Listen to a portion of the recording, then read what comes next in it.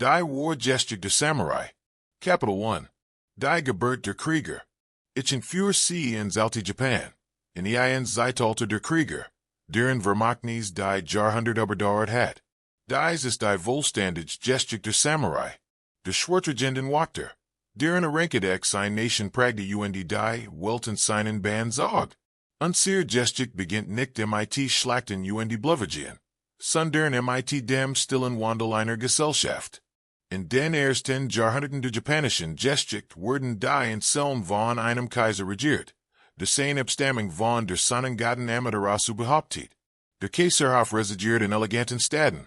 Zunächst in dann in Hanno, dem heutigen Kyoto. Das Leben im Hof war kultiviert von Poesie. Musik prunkvollen Zeremonien geprägt. Dort jenseits der Palastmauern. In den Provinzen fernab der Hauptstadt. Entstand ein an der Welt. Japan im 8. 9. Jahrhundert war kein Giant Nation. Sondern Flickenteppich US Territorien. Die von machtigen Familien kontrolliert wurden. Dies Familien brachten Schutz für Land ihr Arbeiter. Sie brachten Männer. Die kämpfen Ländereien vor Banditen, Rivalen vertigen konnten. So formiert sich langsam ein Kriegerkast. Dies frühen Krieger wurden noch nicht Samurai genannt. Sie waren einfach nur Kämpfer, angewehrt Wachen, beritten Bogenschützen, die den Interessen ihrer Arbeitsbedienten. Das Wort Samurai selbst stammt vom Verb saburo. Was so viel wie dienen oder an was insane bedeutet. Dies Etymologie ist entschiedend, zu verstehen, was Samurai wirklich waren. Sie waren kein unabhängigen Ritter oder freien Krieger, sondern Diener, Männer, die Leben dem Dienst in einem Herrn widmeten. Dieses Verhalten zwischen Lyncher Gefolgsmann, sollt das Fundament der Samurai-Kultur bilden ihre Identität für die kommenden Jahrhundert prägen. Im 9. Jahrhundert, als die Kontrolle der kaiserlichen Regierung über die fernen Provinzen Nachlius, gewannen die lokalen Landbesitzer in Macht. Sie stellten ihre eigenen Privatarmeen auf Hürten Fahish Kriegerin, ihr Interessen zu schützen. Dies frühen Kriegerbanden waren oft Raumänner, denen der praktisch Kampf wichtiger war als oder Kultur. Sie waren born, die kämpfen konnten, Soldaten, die zwischen den Feldzügen die Felder bestellten, Männer de Landes Krieger zugleich. Der Wandel von Soldnern zu einer waren Kriegerkast, Vollzog sich über Generationen. Vollzog sich allmählich, fast unmerklich. In dem sich bestimmt Familien auf die Kriegsführung spezialisierten die Fähigkeiten der Feldherren vom Vater und den Sohn weitergaben. Der Taira-Clan im Westen der Minamoto-Clan, im Osten erlangten als Kriegerfamilien besondere Bedeutung. Dies Clans stellten dem Kaiserhof, bei Bedarf Krieger zur Verfügung gewannen dadurch anzuhängen Macht. Der in seiner Hauptstadt isolierte Kaiserhof Verlius, sich zunehmend auf dies Kriegerfamilien. In den Provinzen für Ordnung zu sorgen. Bei Rebellionen, Banditen Überfallen auf Handelsweg, Konflikten rivalisierender Fraktionen rief, der Hofkrieger zur Wiederherstellung des Friedens. Dort dadurch verlagert der Hof nach die tatsächlich, macht vom Modell hin, zu diesen Kriegerfamilien. Die Männer mit dem, Schwert gewonnen und Bedeutung gegenüber den Deitern. Im 10. Jahrhundert entwickelt, sich ein Erkenbär Kriegerkultur. Dies Krieger trainierten rigoros in den Kampfkünsten, insbesondere im berittenen Bogenschießen, das als höchst militärisch Fertigkeit galt. Sie entwickelten einen Arrankedex der Loyalität gegenüber ihren Herren, die sie wussen, das Leben Vermögen von truem Dienst abhingen. Sie begannen, sich soll von den kultivierten Hoflingen über ihnen als auch von den Einfachen born unter ihnen abzugrenzen. Sie entwickelten sich zu einer eigenständigen Gesellschaftsschicht mit eigenen Werten einer eigenen Identität. Die frühen Krieger trugen Rüstungen aus kleinen Eisen oder Lederplatten, die mit bunten Schnüren verbunden waren. Dies Rüstungen waren flexibel den Schützen, ermöglichten den berittenen Bogenschützen Bewegungsfreiheit, waren des gleichzeitig Warpfeilen schwerthieben gestützt waren. Sie führten lang, Jebejin Schwerter, Pfeil Bogen manchmal auch Speer. Ihr Pferd waren kleiner als europäisch Kriegspferd, aber robust gut ausgebildet konnten, sich im bergigen Gelände Japans problemlos bewegen. Dies Krieger letten nach einem praktischen Kodex der Loyalität, mit militarisches Geschichte betant. War wichtig, aber in erster Linie ein Frage de Ruffs de Ansehens de Clans. Die eins Kriegers war die seiner Family. UNDG Chand worked sich auf sein Gesamtlinie aus Diocese, kollektiv urgeful Schuff, stark Band innerhalb der Clans erbitert Rivalitäten zwischen ihnen. Die Krieger der Provinzen blickten auf die Hofland der Hauptstadt herab hielten sie, für schwach dekadent. Die Hofland wiederum betrachten die Krieger als unkultiviert Barbaren, notwendig jubel, den es en fiendful man gilt. Dies gegenseitig Verachtung ersucht ein kulturell Spannung. Die Japanese Geschichte über Jahrhundert prägen sollt. Schwert Vater, militarisch macht kulturell Raffinesse rangen in der japanischen Gesellschaft die Vorherrschaft. Doch in den Provinzen Wirtschaft, sich das Gleichgewicht. Die Kriegerfamilien Hoffenland, Reichtum true and Hängerin. Sie up den Netzwerk von Verpflichtungen Diensten. Die unabhängig von der kaiserlichen Regierung funktionierten. Sie entwickelten sich zu einer eigenständigen Macht. Die Bühne war bereitet für den Aufstieg der Krieger vom Rand in Zentrum des japanischen Lebens, vom Diener zum Herrschers. Der erste große Konflikt, der die wachsende Macht der Krieger demonstrieren sollt, zeichnet sich bereits ab. Die friedlichen Jahrhundert der Hanzeit, in denen Aristokraten nachher mit Deidung als mit Schwertern Wettiferten, nähten sich dem in die Zoo. Das Zeitalter der Krieger begann. Im folgenden Jahrhundert voller Krieg. Tragedien der Herausbildung des Samurai-Geists, der Japan prägen sollt. Kapitel 2. Der Genji-Krieg. Die Wandlung von Kriegern zu Samurai kristallisiert, sich während einer der dramatischsten Epochen der japanischen Geschichte heraus. Dem Genji-Krieg. Dieser Konflikt, der von 1180 bis 1185 andauert, stellt die beiden machtigsten Kriegerclans in einem Kampf gegeneinander, der die Zukunft Japans bestimmen sollt. Es war ein Krieg, der Legenden Schuff. Die Samurai als herrschende Klasse etabliert das Muster für jahrhundertelange Militärherrschaft prägte. Der Krieg wird nach den beiden großen Clans benannt. Den Genji, auch bekannt als Minamoto, den Hik, auch bekannt als Taira. Beide Clans beanspruchten kaiserliche Abstammung, waren durch ihren Militärdienst madig geworden. Mitte 12. Jahrhunderts hatten die Taira, im Hof die Oberhand gewonnen, wobei Taira no Kayamori den Kaiser faktisch kontrolliert. Dies Dominanz schert jettig den Mut anderer Kriegerfamilien, insbesondere der Minamoto, die in einem früheren Konflikt besiegt zerstört worden waren. Der Aufruf zu den Waffen erfolgt 1180 durch einen kaiserlichen Prinzen, der sich der Herrschaft der Taira weitersetzt. Minamoto no Yoritomo, das Oberhaupt der Minamoto-Clans, schart Krieger sich. Sein ersten Versuch waren der Massaker folgreich, doch allmählich baute in den östlichen Provinzen, fernab der Kaiserhofs von Kyoto, ein Machtbasis auf. Sein Cousin Minamoto no Yashinaka errang unterdessen Siege im Norden. Sein jüngerer Bruder Minamoto no Yoshitsune sollt sich als militarisches Genie erweisen.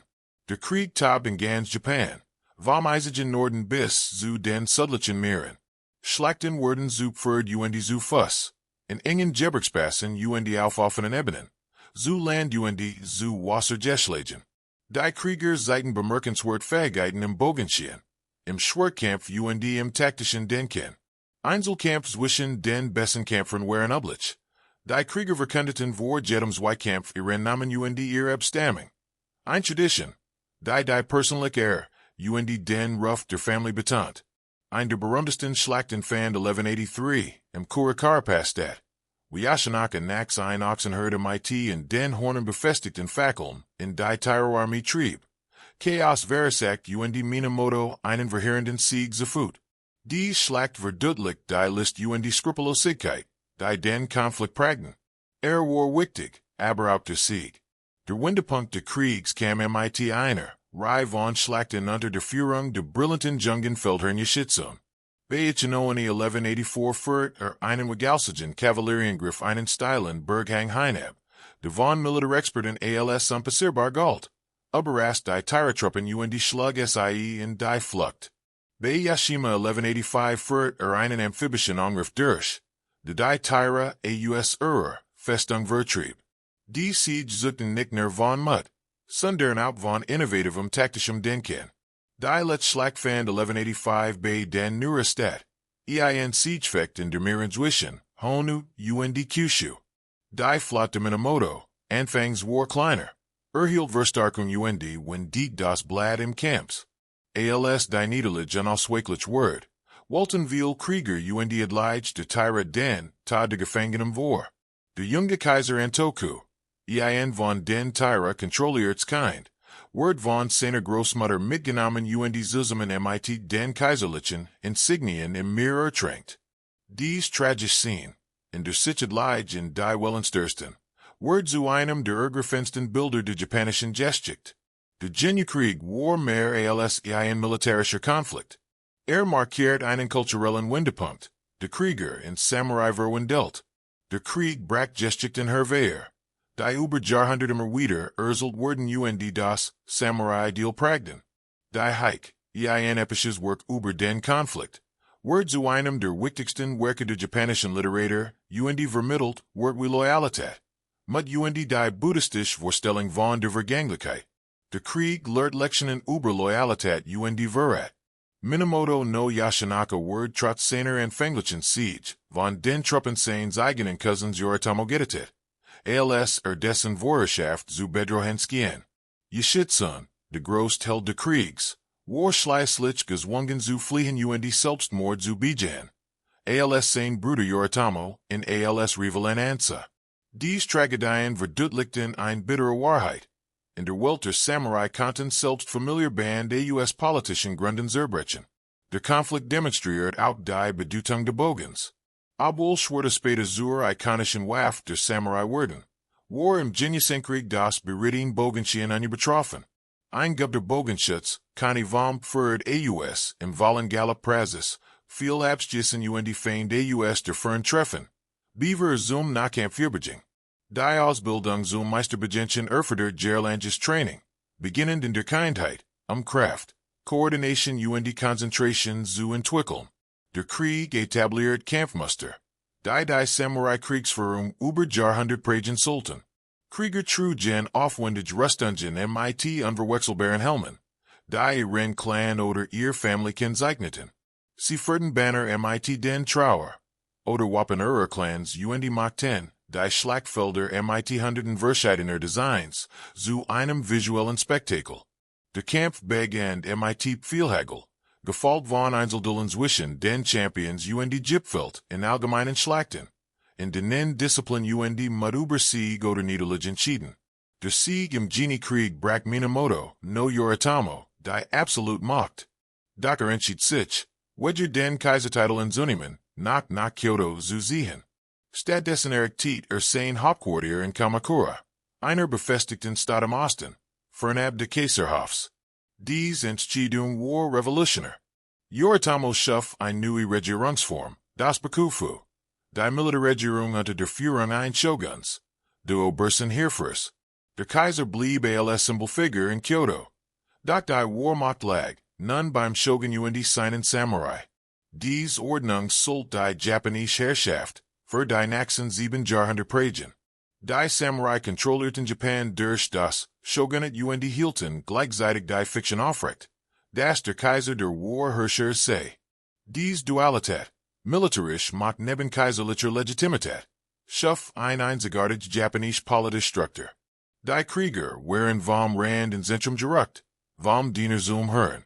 Der Krieg etabliert die Samurai als Japans Herrschenklasse, schuf das Shogunat-System brach Legend in Herwehr. Die Generationen von Kriegern inspirieren Sultan. Die im Krieg demonstrierten Wort. True zum Lenchern. Tapferkeit im Kampf. Waffenkunst die Akzeptanz des Tods. Bildeten das Fundament de Bushido. De Wedges de Kriegers. De Codex. De die Samurai über Jahrhundertleiten Sult. Kapitel 3. Das erste Shogunat. Mit der Gründung des Kamakura Shogunats im Jahr 1185 begann eine neue Ära in der japanischen Geschichte. Zum ersten Mal herrschten Krieger nicht nur in ihren eigenen Gebieten, sondern über ganz Japan. Die Samurai hatten die Vorherrschaft Erlang müssen nun Regierungssystem schaffen. Die Ordnung gewährleisten die Macht direkt unter den Kriegern verteilen konnten. Minamoto no Yoritomo stand vor einer heiklen Herausforderung. Muss seine Anhänger belohnen, ihr Loyalität bewahren verhindern, dass sie ein einzelner Krieger oder Clan matiggenig wird, seine Autorität in Frage zu stellen. Seine Lösung war die Schaffung eines Feudalsystems, in dem Loyalität nach oben Schutz nach unten floss. Lyncher und Vergaben Land und Vasallen im Austausch für Militärdienst. Dies Vasallen wiederum beflickten ihr eigenen Gefolgslet. Wadurch ein Pyramid der Pflicht de Dienst entstand. Das Shogunat richtet ein neues Amt an, den Jito oder Verwalter. Dafür die Eintrebung der Steuern von den Gütern die Aufrechterhaltung der Ordnung in den Provinzen zuständig war. Dies Positionen wurden loyal an Kriegern verliehen sicherten in ein Einkommen ansahen. Das Shogunat ernannte in jeder Provinz Shugo, also Militärgouverneur. Die Jito beaufsichtigten für Sicherheit sorgten. Diocese-System ermöglichte es dem Shogunat, sein Kontroll über ganz Japan auszudehnen gleichzeitig loyal Samurai als Verwalter einzusetzen. Die Beziehung zwischen Lyncher Vasall wurde in dieser Zeit formalisiert. Ein Samurai schwor seinem Lynchern absolut true versprach, ihm true zu dienen, im Bedarfsfall zu kämpfen Notfall zu sterben. Im Gegensatz gewahrt ihm der Lyncher Land, Schutz Diocese band galt als heilig war wichtiger als familiar Bindungen oder persönlich Interessen. Ein Bruch Diocese bands bracht an RMIT sich, die niemals gettelt werden konnten. In der Kamakura-Zeit wurde auch ein Spezial für Krieger konzipiertes Rechtssystem entwickelt. Das Go von Shikamoku dem Jahr 1232 legt Gesetze fest, die Landstreitigkeiten, Erbschaft das Verhalten von Kriegern regelten. Diocese-Gesetz war von Bedeutung. Die Krieger als eigenständig Klasse mit eigenen, von den Gesetzen für adelige bürgerlich getrennten Regeln behandelt. Formalisiert die Sonderstellung der Samurai in der japanischen Gesellschaft. Die Ausbildung junger Samurai wurde in dieser Zeit strukturierter. Jungen aus Kriegerfamilien begannen für mit ihrer Ausbildung, lernten reiten, Bogenschen Schwertkampf. Sie lernten aber auch lesen schreiben, studierten klassische Literatur, Geschichte Upton sich in Kalligraphie. Von einem waren Samurai wurde erwartet. Das soll Krieger als auch Gelehrter war Vater, Schwert gleichermaßen beherrscht. Dieses Ideal der kultivierten Kriegers unterschied die japanischen Samurai von rein militaristischen Klassen anderer Gesellschaften. Das Schwert gewann in der Kamakura-Zeit, zunehmenden Bedeutung. Obwohl der Bogen die Hauptwaffe im Kampf blieb, wurde das Schwert zum Symbol für Status Identität der Samurai. Schwertschmied entwickelten neue Techniken zur Klingenherstellung vertigten Waffen von außergewöhnlicher Skarf Skanheit. Das Jebejin Tachi, das mit der Schneid nach unten im Gürtel hing, war das Standardschwert dieser Ära. Die Schwerter galten als beseelt wurden als heilig Objekt verehrt. Der Einfluss des Zen-Buddhismus prägte die Samurai-Kultur dieser Zeit tiefgreifend. Zen mit seiner Bedeutung von Disziplin, Meditation direkter Erfahrung sprach die Kriegerin. Die Lehre besagt, dass Erleuchtung plötzlich blitzartig kommen konnte. Anlich dem entscheidenden Moment im Kampf, in dem sie oder Tat entschieden wurden. Zen-Kloster wurden zu Zentren der Samurai-Kultur, wo Krieger neben der Schwertkunst auch Meditation studierten lernten. Ihren Geist zu beruhigen und Sorgen zu handeln. Die Kamakura-Zeit war jedoch nicht friedlich. 1221 versucht der Adjutant Kaiser Gaba, das Shogunat im sogenannten Juka-Krieg zu stürzen. Der Kaiser kann war, die Unterstützung einiger Krieger gewinnen, doch die meisten Samurai blieben Kamakura true. Das Shogunat schlug den Aufstand entschieden nieder, konfisziert die Ländereien der Rebellen verteilt sie in true Anhänger.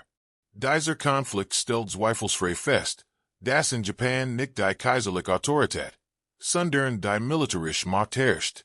Die größte Herausforderung für das Kamakura Shogunat kam von außen. 1274 erniet 1281 startet das Mongolische Reich, nachdem es China Korea erobert hat. Massive invasion in Japan.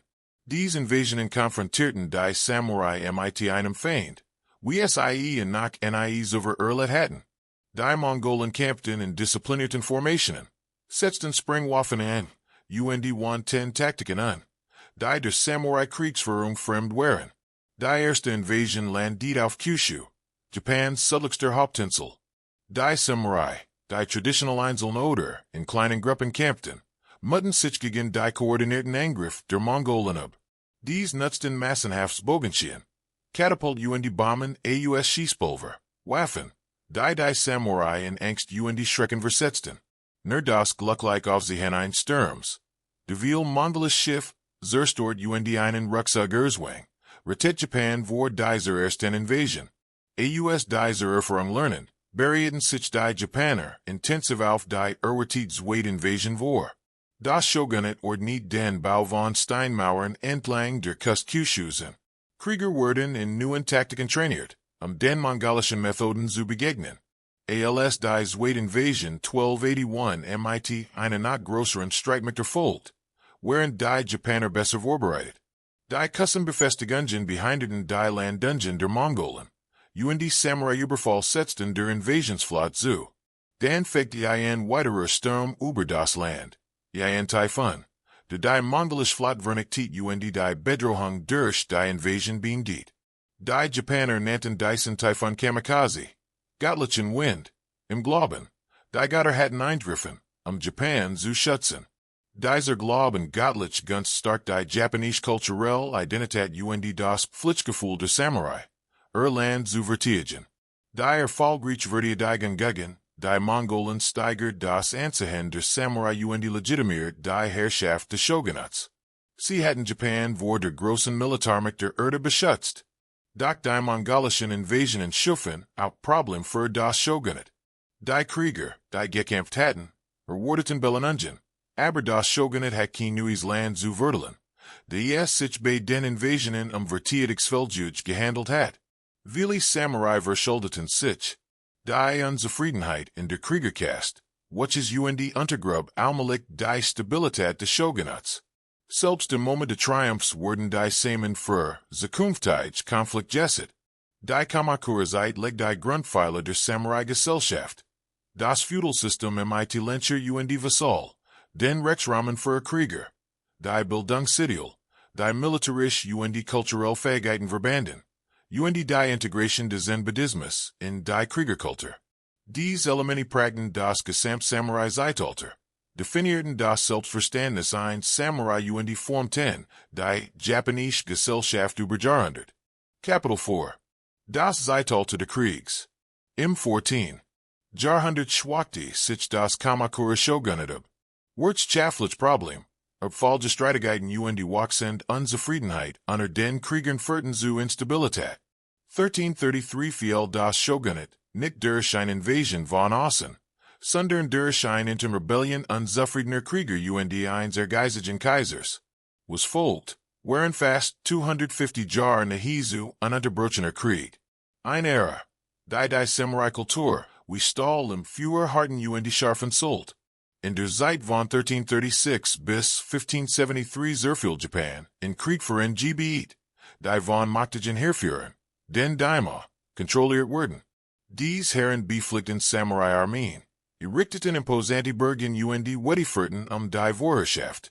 Dies Entraldwell Brock zusammen, Word durch wechselnde Lines in ständig Konflikt ersetzt. Dies war das Sengoku Jidai, das Zeitalter der kriegführenden Staaten. In dem das Jubelband stark, list unerbittlich Entschlossenheit erfordert. In diesen Jahrhunderten entwickelt, sich die Kriegsführung dramatisch.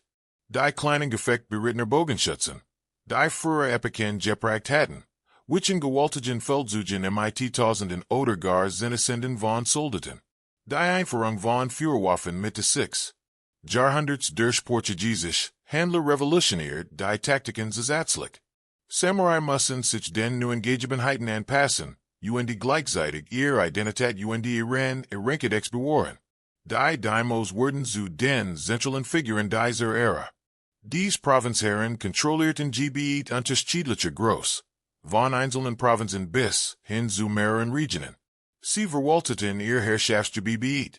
Trieben Sturni ein. Unterhielten Armeen und Führten unauffällig Diplomatie und Krieg. Erfolgreich die Mos Vereinten militärisch stark mit Verwaltungsgeschick. Politischen Scharfsinn mit strategischer Weitsicht. Sie waren nicht bloß Krieger, sondern Herrschers in eigenem Recht.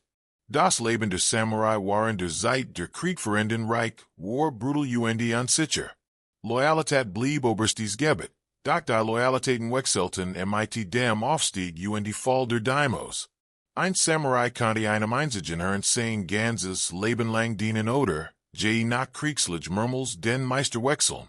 Manch Samurai wurden zu Ronin, herrenlosen Kriegern, die auf der such Nacharbeit herzigen. Status sank durch den Verlust Lynchern. Doch ihr Fähigkeiten blieben für die Genigen Wordwohl, die Sie und Huren konnten. Die Shagaru, ein Fake Fusseldaten, gewonnen in dieser Zeit zunehmenden Bedeutung. Dies Männer waren kein vollwertigen Samurai, aber im Krieg ausgebildet und mit Spieren, bogen und schleißlich auch Luntenschlasteren ausgerüstet. Sie kämpften in disziplinierten Formationen unter Samurai-Kommandanten. Der Aufstieg der Shagaru spiegelt das Ausmaß der Krieg dieser Ära weiter. Schlachten erforderten tausend von Soldaten. Mehr als die Samurai-Klasse allen stellen konnte.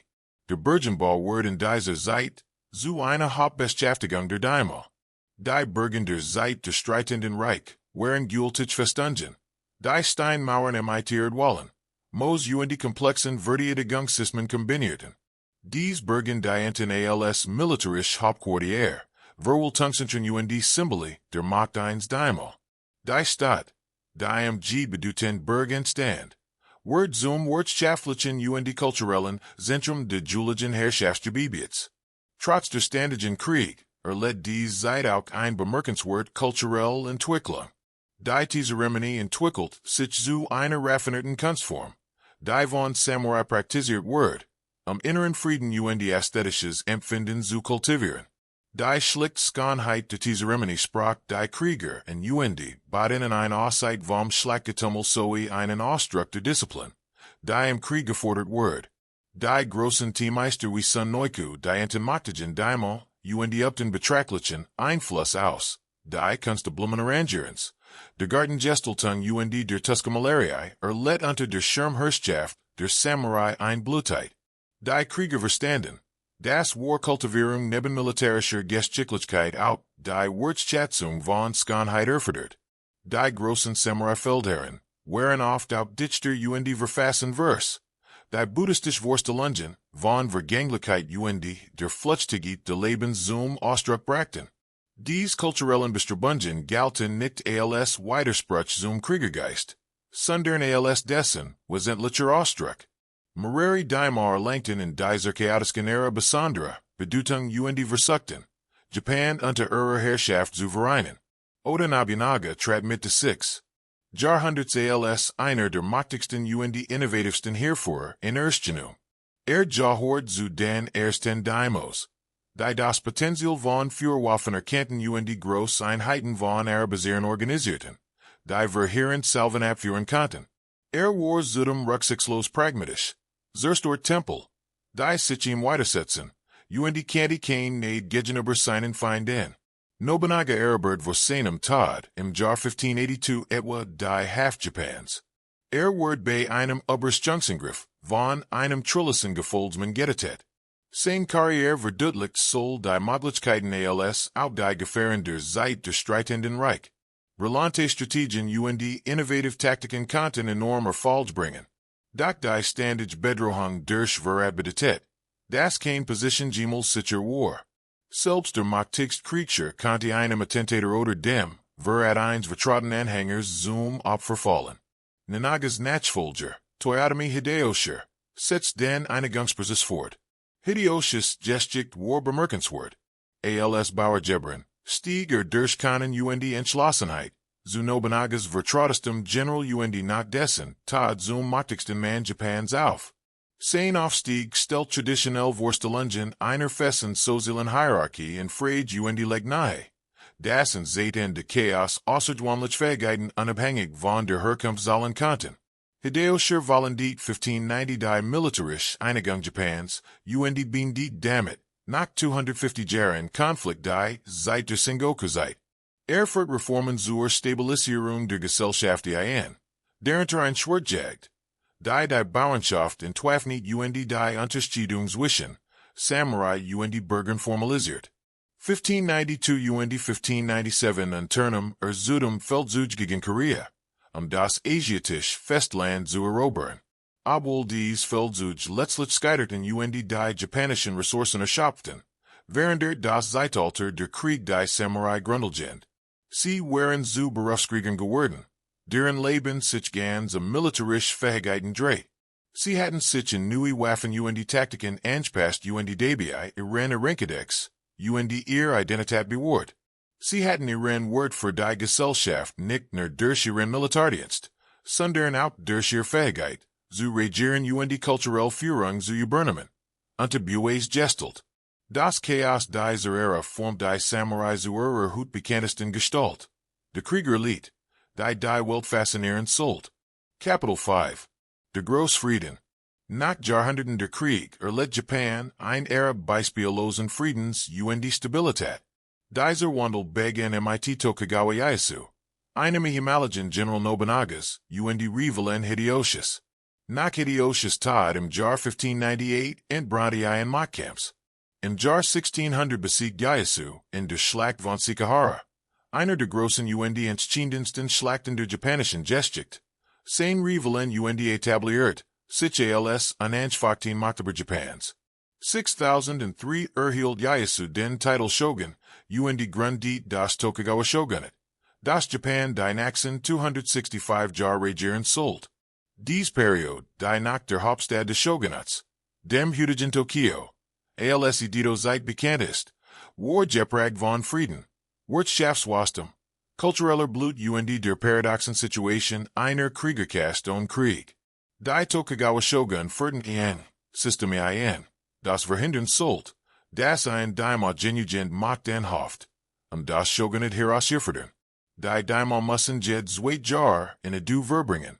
Dort co-spielig Residenzen unterhalten UND ihr Familienangehörigen quasi als Geiseln zurücklassen, wenn sie in ihr Gebiet zurückkehrten. Die Senkenkotei-System, zerrten den Finanzen der Daimyo, UND hielt sie unter der stringenten Aufsicht des Shoguns, während es gleichzeitig ein pulsierend Hauptstadt schuf. Das Shogunate etabliert zudem streng soziale Hierarchien. Die japanische Gesellschaft war in vier Klassen unterteilt. An der Spitze die Samurai, darunter die Bauern, dann die Handwerker UND ganz und dann die Kaufleute. Jede Klasse hat festgelegt Rollen, Verantwortlichkeiten UND Privilegien. Ein Wechsel zwischen den Klassen war verboten. Dieses Star-System zielte darauf, Stabilität zu schaffen, indem es soziale Mobilität unterband UND die Stellung jedes einzelnen von Gebürden festlegt. Für die Samurai bedeutet die Edo Zeit ein tiefgreifender Identitätskreis. Sie waren Krieger in einer Zeit des Friedens. Daciensweg, der Kampf, war verschwunden. Dennoch blieben es die herrschende Klasse. Unterstützt durch die Appanagen Lynchern, bekleideten administrative Ämter UND sicherten ihren Status durch erbliche Privilegien. Die Frage lautet, was ist ein Samurai, wenn kein Krieg herrscht? Die Lösung lag in der Transformation der Samurai von Kriegern, zu Beamten, UND moralischen Vorbildern. Zunehmend übernahmen Samurai administrative Aufgaben, UND dienten als Steuerintreiber, Richter, Polizisten UND Regierungsbeamt. Sie benötigten neben ihren militaristischen Fähigkeiten auch eine Ausbildung in Recht, Wirtschaft UND Verwaltung. Viele Samurai wurden gelehrt UND studierten Konfuzianische Klassiker, UND die Neo-Konfuzianische Philosophie. Die Loyalität, Hierarchie UND moralische Entwicklung betont. Das Konzept de Bushido, de Wedges de Kriegers, word in dieser friedlichen Ära systematisch codifiziert. Yamamoto Mos Hagakure, verfasst im frühen 18. Jahrhundert, präsentiert ein idealisiert Vision der Samurai Wort, absolute Loyalität, Gleichgültigkeit gegenüber dem Tod, moralische Integrität UND Pflichterfüllung. Interessanterweise wurde dieser romantisiert Kriegerkodex am eindringlichsten formuliert, als die tatsächliche Kriegsführung bereits in weiterführen lag. Dies deutet darauf hin, Das Bushido in Friedenszeiten her der Singebung des Samurai-Daseins Diente. Als Krieger im Kampf zu leiten. Das Schwert gewann in der Du Zeit als Symbol not mehr in Bedeutung. De Samurai im Kampf nach selten Schwerter einsetzten. Erlangten dies vorwiegend symbolisch Bedeutung. Dato und Shoto. Die als paar Getchigen lang. Und Kirschschwerter. Wherein das ausschließlich Privileg der Samurai und Sichtbar sich in Status. Die Schwertschmiededeckens entwickelt sich zu einer hohen Kunstform. Die Klingen von außergewöhnlicher Schönheit hervorbracht. Welch soll für ihr Ästhetik als auch für ihr Funktionalität geschätzt werden. Die Kampfkunst wandelten sich in dieser Zeit von praktischen Kampffertigkeiten zu spirituellen und körperlichen Disziplinen. Schulen de Kenjutsu, der Schwertkunst, entstanden in großer Zahl. Jede MIT leicht unterschiedlichen Techniken und Philosophien. Das Training wird ritualisiert und legt Wert auf Kata. Für men, die Technik, Disziplin und spirituell, Entwicklung vermittelten. Ziel war nicht nur der Sieg über den Gegner, sondern auch die Charakterbildung und die Erlangung von Selbstbeherrschung. Trotz der Friedens wurden einige Samurai unruhig in ihrem bürokratischen Leben. Geschichten, die frühere Epochen der Kriegsführung romantisierten, wurden popular und kritisierten die zeitgenössischen Samurai oft als weichlich und dekadent im Vergleich zu ihren Vorfahren. Der Vorfall mit den 47 Ronin im Jahr 1703 versellt die Fantasie der Bevölkerung. Ein Samurai, dessen Hazum Selbstmord gezwungen wurdens war, plant sein Reich über 2 Jahre hinweg akribisch. Anschließend tötet den Feind seines Herrn und nahm sich selbst das Leben. Dies Geschichte wird zu einem eindrucksvollen Symbol für die Wert der Samurai und die Spannungen der Edo-Zeit. Die kulturelle Verfeinerung erreicht in dieser Ära neue Hohen. Samurai forderten das Theater, insbesondere Kabuki und no Drama. Sie praktizierten die Teaseremony, das Blumenstecken und die Kalligraphie. Sie verfassen Gedicht und studierten die klassische Literatur. Der Ideal Samurai war ein gelehrter Krieger. De sich mit Buchen und Schwertern gleichermaßen ausgante und soll militarisch stark als auch kulturell raffiness verkörpert. Dieses Ideal, das war nicht immer erreicht wird, prägte die Bildung und das Selbstverständnis der Samurai. Wirtschaftliche Veränderungen untergruben allmählich ihren Status. Waren Kaufleute durch den Handel reich wurden, verschuldeten sich viele Samurai. Die festen Besuch der Samurai wurden nicht in die Inflation angepasst, und ihre Sozialstellung verbaten in die Beteiligung im Handel. Manch Samurai, die in Armut leden, arbeiteten heimlich als Handwerker oder Tagelöhner, und verbargen ihr wirtschaftlich, not hinter einer Fassade der Word. Die Kaufmannschaft, formel die Unterstufe der sozialen Hierarchie, besaß tatsächlich ein wirtschaftlich Macht. Die Zunahme der politischen Autorität des Samurai konkurriert. Das Shogunat sichert den Frieden unter anderem durch Isolation.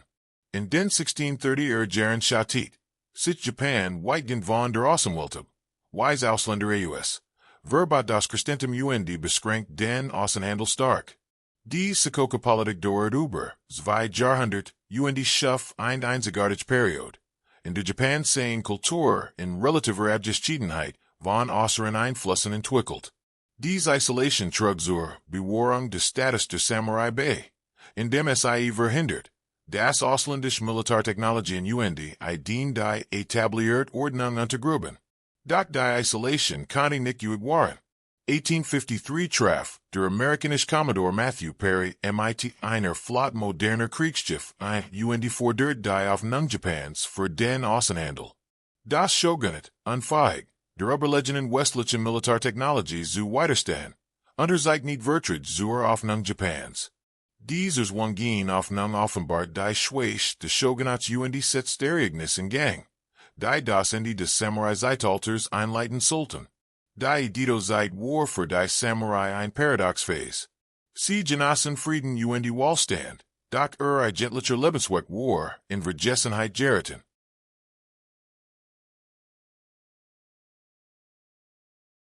Sie waren ein Kriegerkaste, die nicht kämpft und ihre Identität durch Symbole, Bürokratie und idealisiert Verhaltensregeln bewahrt.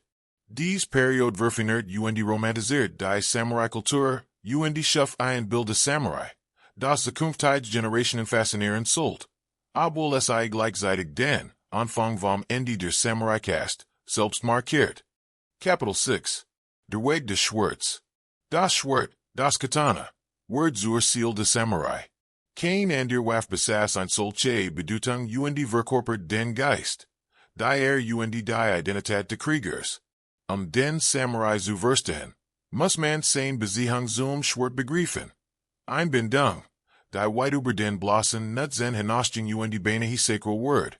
Japanese Schwertschmied erhoben die Klingenherstellung, zu einer weltweit einzigartigen Kunstform.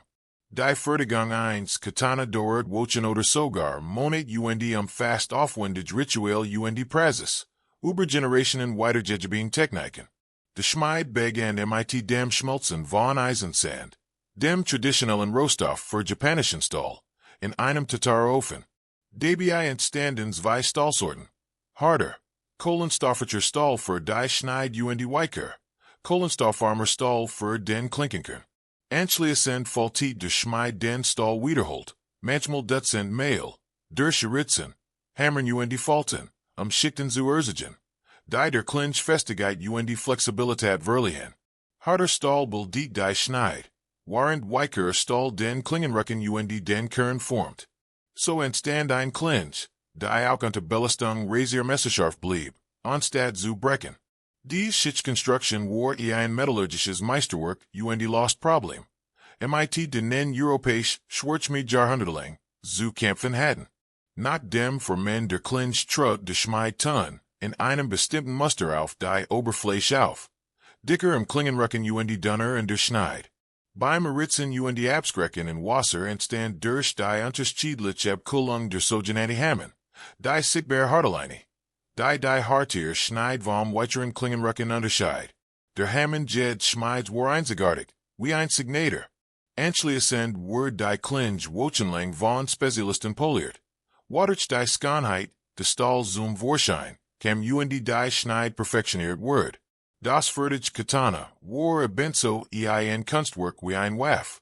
Die Jebagine Klinge, typischerweise that was 76 centimeters lang, war scharfgenig, Bambus oder menschlich Nochen mit einem einzigen Hieb, zu durchtrennen. Die Balance des Schwerts ermöglicht schnell sehen UND Praxisschnitt. Die Beschlag, der Griff, die Griffwicklung UND die Shade wurden von spezialisierten Handwerkern, gefertigt UND wiesen oft exquisite Versierungen auf. Ein feines Schwert wird hoch geschätzt, über Generationen weitergegeben UND unermesslich wertvoll. Man glaubt, Schwerter besaßen Geister. Großschwerter hatten Namen UND Geschichten. Legendär klingen Sultan Iran tragen den Sieg bringen. Verflucht Schwerter hingen den Untergang. Samurai behandelten ihr Schwerter mit Ehrfurcht UND pflegten sie mit ritueller Sorgfalt. Ein Schwert zu beschadigen oder zu verlieren, galt als schwer Schand. Manch Samurai sprachen mit ihren Schwertern, betäten vor der Schlacht zu innen UND denkten innen für ihren Schutz. Das Katana wird mit der Schneid nach oben durch den Gürtel gestek gezogen. Sodass der Samurai es in einer fließenden Biegung sehen UND schlagen konnte. Dies Jaido-Technik, das sehen UND schlagen des Schwerts in einer einzigen Biegung, wird zu einer grundlegenden Fertigkeit der Samurai. Meister konnten schneller sehen UND ausschlagen, als ein Gegner reagieren konnte. UND beendeten so einen Kampf, Beaver richtig begonnen hat. Der psychologische Vorteil dieser Fähigkeit war ebenso wichtig wie die physische Technik. Es entwickelten sich verschiedene Schwertkampfstilen.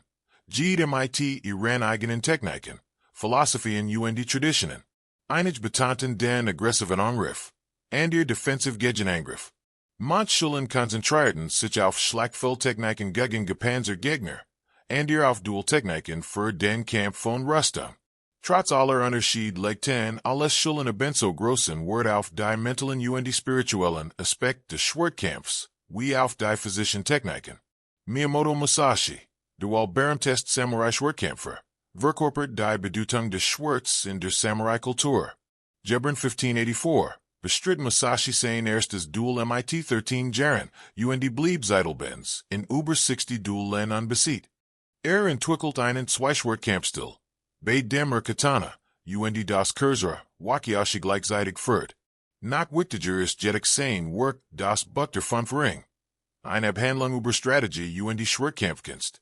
Die zu einem der einflussreichsten Text über Kampfkunst und die Strategie überhaupt wird. Musashi lehrt, dass der Weg des Schwerts mehr als nur Technik umfasst. Es erfordert absolute Konzentration. Die alle Ablenkungen und die Angst ausblendet. Ein Schwertkämpfer muss im Augenblick leben, weder die Zukunft vorausahnen noch in der Vergangenheit verweilen. Sein Geist muss wie stilles Wasser sein. Feig. Die Realität klar weiterzuspiegeln und die augenblicklich auf während Umstand zu reagieren. Dieser Worms und Beeinflusst Ansatz mit die Schwertkunst zu einer spirituellen Praxis, ebenso wie zu einer militaristischen Fertigkeit.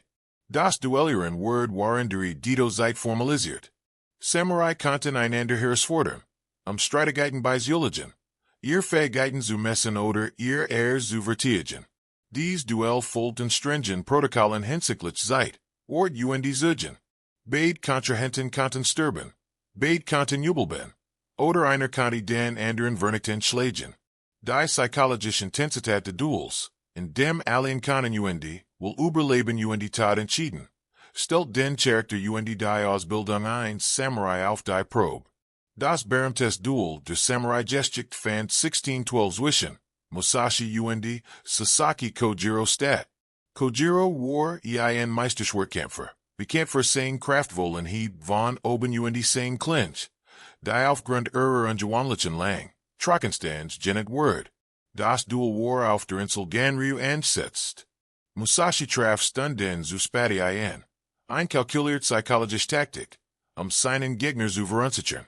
Als Schleißlicher Trugger kein Stahlschwert, sondern ein Holzschwert. Das aus Butzers Geschnitzt. Das Duell dauert nur wenig Augenblick. Musashi schlug zuerst zu. Zertrümmert Kojiros, Schädel und die Verlies die Insel Spurlos. Das Schwertraining begann für Samurai Sohn bereits in der Kindheit. Junge Burschen erlernten die Grundtechniken mit Holzschwertern. Jinjen den Allmählich zu schweren Holzwaffen über. Verwendeten im Sparring beim Bustruder, Shanai. Und die Schleißlich Scarfklingen. Das Training war gefahrlich. Verletzungen waren häufig. Und die Gelegentlich kam es auch zu Todesfallen. Doch dies Gefahr galt als notwendig. Ein Samurai musste mit dem Schwert vertraut sein. Es zu einer Verlängerung seines Körpers machen und es unter Stress instinktiv einsetzen können. Auch Frauen aus Samurai-Familien erhielten ein Waffenausbildung. Allerdings mit unterschiedlichem Schwerpunkt. Samurai-Frauen lernten den Umgang mit der Naginata. Einer Stangenwaff mit Gebegener Clinch. Die als besser geenet für Frauen zur Verteidigung der Haschels galt. Einige Frauen erlangten Beachlich Verticketen. Und die in Nördlichen campten Samurai-Frauen der Seat der Männer, ihr Hauser und die Familien zu verteidigen. Mit der zunehmenden Verbreitung von Führerwaffen in der Kriegsführung nahm der praktisch militarisch, nutzende Schwert ab. Kugeln töteten unabhängig von der Schwertkunst. Doch die symbolische Bedeutung des Schwerts watches nur nach. Das Schwert verkörpert die Wort der Samurai. Geschicklichkeit, Tradition und die Bereitschaft zum persönlichen Nahkampf. Selbst als Schwerter auf den Schlachtfeldern und Bedeutung verloren, blieben sie wesentlich für die Identität der Samurai. Die Währung der Schwerter spiegelt tiefer Japanisch ästhetisch Wort weiter. Wertschätzung für Handwerkskunst, die Erkenntnis des Spirituellen im Materiellen und das Verständnis, das Ganheit und die Funktion verringt werden konnten. Ein Schwert war nicht nur ein Werkzeug zum Toten, sondern Ausdruck der Geist des Schmieds, der Ziel der Kriegers und der kulturellen Wert, die das Samurai sein definierten.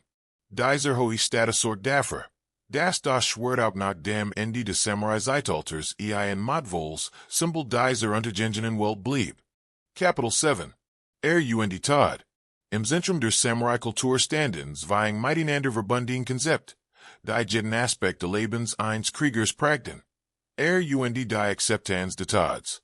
Es handelt sich dabei nicht abstrakt philosophische Ideen, sondern praktische Realitäten, die das tägliche Verhalten bestimmten. Wichtig entschieden beeinflussen und letztlich definieren, was es bedeutet, ein Samurai zu sein. Oder Meo, War das Fundament der Identität ein Samurai. Sie word durch Dienst, Tapferkeit im Kampf und Tadelloses Verhalten in allen Situationen erwerben. Doch war zerbrechlich und Kanti durch Versagen. Niederlich oder ungeberliches Verhalten like beschattet werden. Ein Samurai on war schlimmer als tot. War ein Schandlich last für seine Family und seinen Clan. Unwürdig von Respekt und Erinnerung. Die ein Samurai war nicht rein individual, sondern collective. Sein Taten vielen auf sein gesamt Family. Seinen Herrn und seinen Clan Zurich. Fall bracht allen Rum. Versagen bracht allen Schand. Dieser collective Charakter der zug de Normen sozialen Druck. Wertungen zu erfüllen. Flichten perfekt zu erfüllen und niemals schwächoder Schand zu sehen. Die last dieser Verantwortung war immens. Schuff aber auch stark Band der Loyalität und gegenseitigen Verpflichtung. Die Bereitschaft, zu sterben galt als der ultimate Beweis. Für die Hingab und ein Samurai. Yamamoto Sunamo schrieb im Haggaker.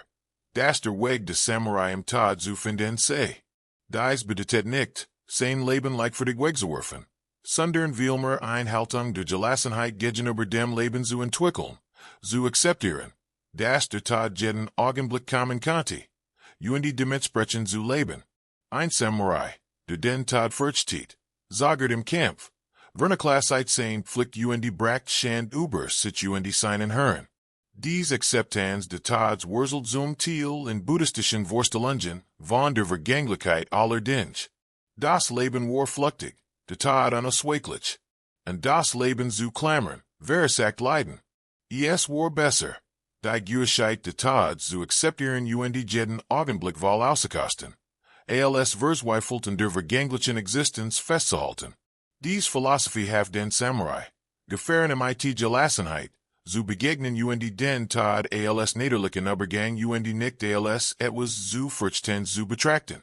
Wenn ein Samurai sein Pflicht Vernaklassheit oder sich selbst entehrt, war Seppuku, der Ritual selbst more durch selbst aufsplitzen, ein Möglichkeit, sein wieder herzustellen.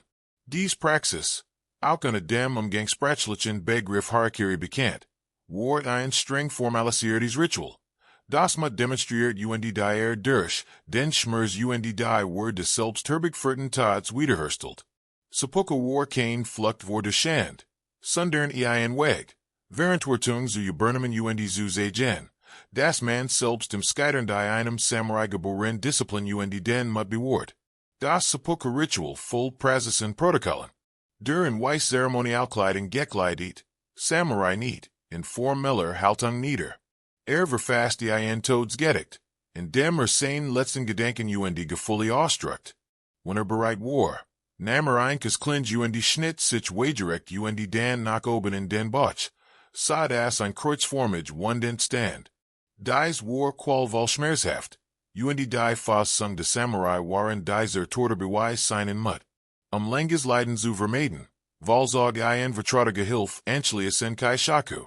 Die Enthauptung des Samurai mit einem Schwerdieb, wobei idealerweise ein schmäler Fleischstreifen zurückblieb, damit der Kopf nicht wegrollt. Nicht alle Fall von Seppuku dienten der Sun für Versagen. Manch Samurai beginnen Seppuku, ihrem Herrn in den Tod zu folgen. Ein Praxis namens Junshur. Starby an her. Todeten sich trüge Volkslut mitunter selbst. Ihr true zu beweisen und im Jenseits weiter zu dienen. Obwohl dies Praxis vom Tokugawa Shogunate, missbilligt, und schleißlich verboten word, kam sie diligentlich weiterhin vor, insbesondere nach dem Tod besonders verurter Herren. Seppuku kann auch als ein Form der Todesstrafe angewendet werden. Diegetic de Veritalten warud. Anstatt wie ein gewöhnlicher Verbrecher hindert zu werden, konnte einem Samurai befohlen werden, Seppuku zu begehen, waderche wordevol durch eigen Hand sterben konnte.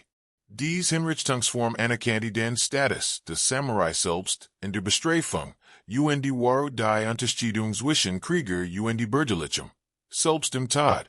Die Berühmtest Massenselbsttötung in der japanischen Geschichte erignet, sich 1868, am Ende der Tokugawa-Zeit.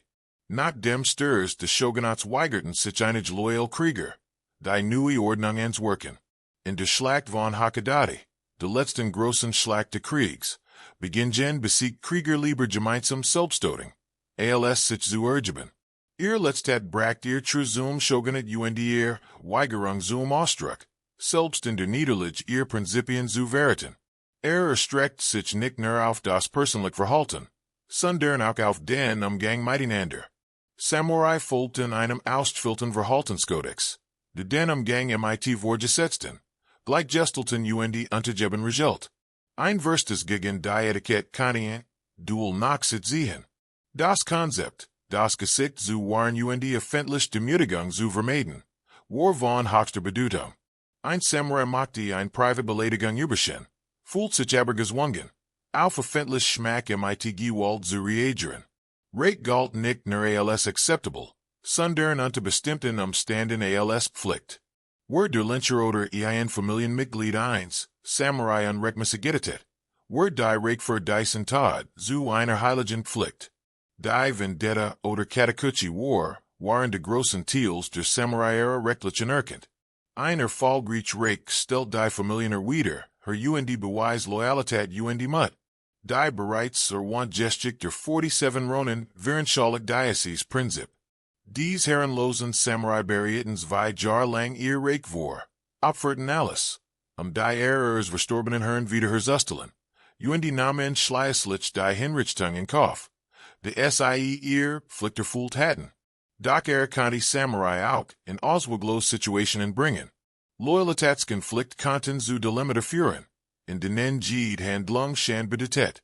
Ein Samurai muss sich entschieden zwischen, gehorsam gegenüber seinem, Herrn dem Schutz seiner Familie. Zwischen dem Befolgen von Befehlen dem festgehalten und moralischen Prinzipien. Dies tragisken Entschiedungen tauchen häufig, in der Samurai-Literatur im Drama, auf spiegeln die realen ethischen Dilemmata weiter, mit denen Samurai konfrontiert waren. Die Bedingung der die Akzeptanz des Tods formten Krieger, die im Kampf verteidigt waren. Samurai kämpften mit außergewöhnlichem Mut, der Tod der Schand vor im War. Sie bewahrten auch unter Druckdisziplin, denn der Verlust der Fassung galt als Bestgement. Sie hielten und schweren Satan durch, den Ausdauer beweist Charakter stark. Diese Eigenschaften machten Samurai zu effektiven Kriegern, forderten aber auch einen hohen psychischen Preis. Modern Gelehrt diskutieren, wie viel Samurai tatsächlich nach diesen Idealen letten wie viel ihnen nicht direkt wurden. Wahrscheinlich kämpften die meisten Samurai, die sie Menschen waren, wie jeder andere auch mit Angst, zweifeln die Eigeninteressen.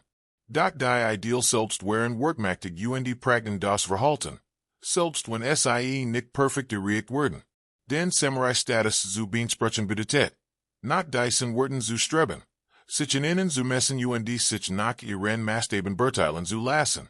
Die Verflechtung von Tod verlieh der Samurai-Kultur ihren unverwechselbaren Charakter. Das Leben war wordvoll, gerade weil es für die geopfert worden konnte. Der Tod war bedeutsam, wenn true Mut beweis. Dieses Paradox Verhaltnis, das Leben durch die Akzeptanz des Tods zu schätzen, schuf Krieger. Die Gefahren mit Gelassenheit begegnen gleichzeitig in Friedenszeiten fien, sind entwickeln konnten. Das Verständnis dieses Verhaltnisses von Tod ist wesentlich, die Ziel des Samurai zu verstehen. Kapitel 8. Die Zen-Verbindung. Die Beziehung zwischen Samurai Zen Buddhismus war einer der faszinierendsten Aspekte der Kriegerkultur. Dies beiden scheinbar gegensätzlichen Elemente, die friedvolle Philosophie, der Buddhismus der Gewalttätig berufte Kriegers, verschmolzen in der japanischen Kultur zu etwas Einzigartigem, einem spirituellen Ansatz in der Kriegsführung einem kämpferischen Zugang zur Spiritualität. Der Zen-Buddhismus gelangt im 12. 13. Jahrhundert, waren der frühen Kamakura-Zeit, China nach Japan, als die Samurai ihr Vorherrschaft etablierten. Anders als andere Formen des Buddhismus, die das Studium von Schriften oder aufwendig Ritual betonten, lehrt Zen, das Erleuchtung durch direkte Erfahrung, insbesondere durch Zazen, die Sitzmeditation, erlangt werden kann. Dies direktiert die Bedingung der Erfahrung und stellt die Theorie sprachen die praktisch denkenden Kriegerin. Zen-Kloster werden zu wichtigen Zentren der Samurai-Kultur. Krieger studierten in Zen-Tempeln Erlernten Meditation neben den Kampfkünsten. Berühmt Samurai-Kommandanten pflegten Beziehungen zu Zen-Meistern such den Rat in spirituellen strategischen Fragen. Das Shogunat machtich, Daimos forderten, Zen-Tempel finanzierten deren Bau Gardenanlage. Im Gegensatz boten Zen-Manchbildung. Diplomatisch dienst spirituell Führung. Was fand in Samurai im Zen. Zunachstein Method zur Entwicklung mentaler Disziplin. Meditation lehrt Krieger.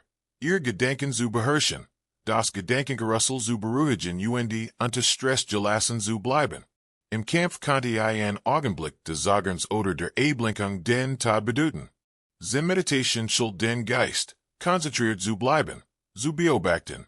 Und von Emotionen überwältigt zu werden, entschlossen zu handeln. Und zu sagen. Dies mental Disziplin war im Kampf ebenso wichtig wie körperliches Können. Zen lehrt auch das Konzept der Bürgung oder des Nichtdenkens. Ein Zustand, in dem der Geist unbewusst denken, handelt spontan auf Umstand reagiert. Dieser Zustand war das Ziel des Kampfsporttrainings. Ein Schwertkämpfer, der über seine Techniken nachdenken muss, war zu langsam. Muss instinktiv reagieren. Sein Körper muss sich bewegen. Beaver sein Geist überlegen konnte. Zen-Meditation half Krieger. Dies Fähigkeit zum gedankenlosen Handeln zu entwickeln. Das Zen-Konzept der Vergänglichkeit fand tiefen Anklang bei Kriegern, die dem Tod regelmäßig ins Auge sehen. Zen lehrt, das alles vergänglich ist das Jed en Haftung, selbst in das Leben, leid versagt. Für Samurai bestark dies Lehr die Notwendigkeit, den Tod zu akzeptieren. Wenn alles vergänglich ist, dann ist der Tod keine Tragödie, sondern ein Niederlichsere eines. Dies Akzeptanz ermöglicht es den Kriegern, den Kampf Gelassenheit zu führen, unleichtsinnig den Tod zu suchen oder verzweifelt im Leben festzuhalten. Zen-ästhetische Prinzipien prägten die Samurai-Kultur maßgeblich. Zen schätzt Steinfachheit, Niederlichkeit subtle Eleganz mehr als prunkvoll Zerschaustellung. Die Zeremonie stringent Skanheit der Bedingung axamer Aufmerksamkeit, Vereinfähig Handlungen verkörpert dies Prinzipien. Steingarten sorgfältigen Anordnung von Steinen Kies. Die Wasser Berge segierten, druckten komplex Bedeutungen durch minimal Elemente aus, die Tuscamalarii. Die einfachen Pinselstrichen das Wesen der Motive einfing, demonstriert, wie weniger mehr sein kann. Dies ästhetischen Prinzipien stimmten get den Worten der Krieger überein. Soul Zen als auch Bushido betonten Disziplin. Selbstbeherrschung die Beherrschung der Grundlagen gegenüber effektfastischen Techniken. Ein perfekter Schwerthieb, wie ein perfekter Pinselstrich. War das Ergebnis jarlinger Übung. Einfachheit wird durch Meisterschaft erreicht. Der asketische Lebensstil der Samurai spiegelt, zumindest im Idealfall, Zens Abelnung von Luxus materieller Anhänglichkeit weiter. Dogen, der Gründer der Soto-Schule des Zen in Japan, lehrt, dass die Übung selbst der Lüchtung sei es kein Ziel jenseits der Übung gebe. Dies Lehr fand Anklang im Kampfsporttraining. Ein Krieger den Schwertkampf nicht, eins Tages geschick zu werden. Die Übung selbst war der Shin, fortwarender, Endloser Prozess der Verfinnerung. Dieser Ansatz wandelt die Kampfkunst von bloßen Kampftechniken in spirituelle Disziplinen. Die Beziehung zwischen Zen-Meister Schüler spiegelt die Beziehung zwischen Samurai Lord Gefolgsmann weiter. Bei betonten absoluten Gehorsam, Selbstdisziplin die Unterordnung des Egos. Zen-Training kann hart sein. De Meisterschüler körperlich schlugen oder scheinbar unmöglichen Munsen Paradoxen, Rätseln konfrontierten. Die logisches Denken unterbrechen Bahnbrechen der Kenntnis erzwingen sollten. Dies hart Training ernählte stringent Disziplin der Samurai-Ausbildung. Berühmt sind Geschichten erfreuten sich unter Samurai großer Beliebtheit. Die Geschichte Meisters, der ruhig blieb. Als ein Klinge in den Hals gehalten wird. Die Demanches, der Erlüchtung erlangt. Als Hort, wie ein Jägel auf Bambus schlug. Die Lehrers, der ein Katze in zweihaften Schnitt. Die Gefahr der Enthaftung zu demonstrieren. Dies Geschichten veranschaulichten Prinzipien. Die Samurai auf ihr eigenes Leben anwenden konnten. Die Fähigkeit, Angesichts de Taj ruhig zu bleiben. In crescent momenten Erkenntnis, zu erlangen und entschlossen und sagen zu handeln. Dies wären wertvoll Fähigkeiten für Krieger. Allerdings muss man anerkennen, dass die Verbindung de Zen mit Kriegern umstritten war. Der Buddhismus lehrt grundlegend Gewaltlosigkeit und Mitgefühl. We konnten buddhistisch manch Krieger unterstützen, deren Beruf das Toten war. Dieser Widerspruch wird teilweise durch die buddhistischen Lehren von Karma und Pflicht aufgelöst. Ein Samurai, der im Kampf totet, erfüllt seine soziale Rolle, sein Dharma. Wenn Taten on has oder an Haftum, aus Pflichtgefühl und nicht aus Blutdurst vollbracht werden, muss das Karma nicht schrecklich sein. Diese Argumentation erlaubt Samurai, sich trotz ihres gewalttätigen Berufsstands als Anhänger de Buddhismus zu verstehen. Einige modern gelehrt kritisieren dies Versenum. De SIEs sind und Kriegerdom gleichermaßen korrumpiert. Sie argumentieren, Zen-Meister hatten buddhistische Prinzipien durch die Unterstützung von Gewalt kompromittiert, waren Samurai Zen nutzten, das Toten zu rechtfertigen. Dies Kritik ist Berechtigt. Dennoch muss der historische Kontext berücksichtigt werden. Samurai existierten und todeten unabhängig von buddhistischen Lehren. Wenn Zen die Gewalt der Krieger massigen, sie kontrollierte und weniger grausam machen konnte. War dies vielleider strebenswert, auch wenn es philosophisch problematisch war. Der Einfluss des Zen auf die Samurai-Kultur brach bemerkenswert kulturell Errungenschaften hervor. Die Zeremonie, das Theater, die Tuscamalerie, die Poesie, die Kalligraphie, die Gartengestaltung. All dies Kunst werden von Samurai unter dem Einfluss des Zen praktiziert und verfindet.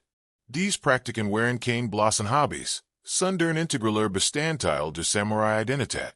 Ein wahre Samurai kultiviert Schönheit neben militärischer Kunstfertigkeit und Schuff, so ein Kriegerkultur, die in der Weltgeschichte aufgrund ihrer ästhetischen Raffinesse einzigartig ist.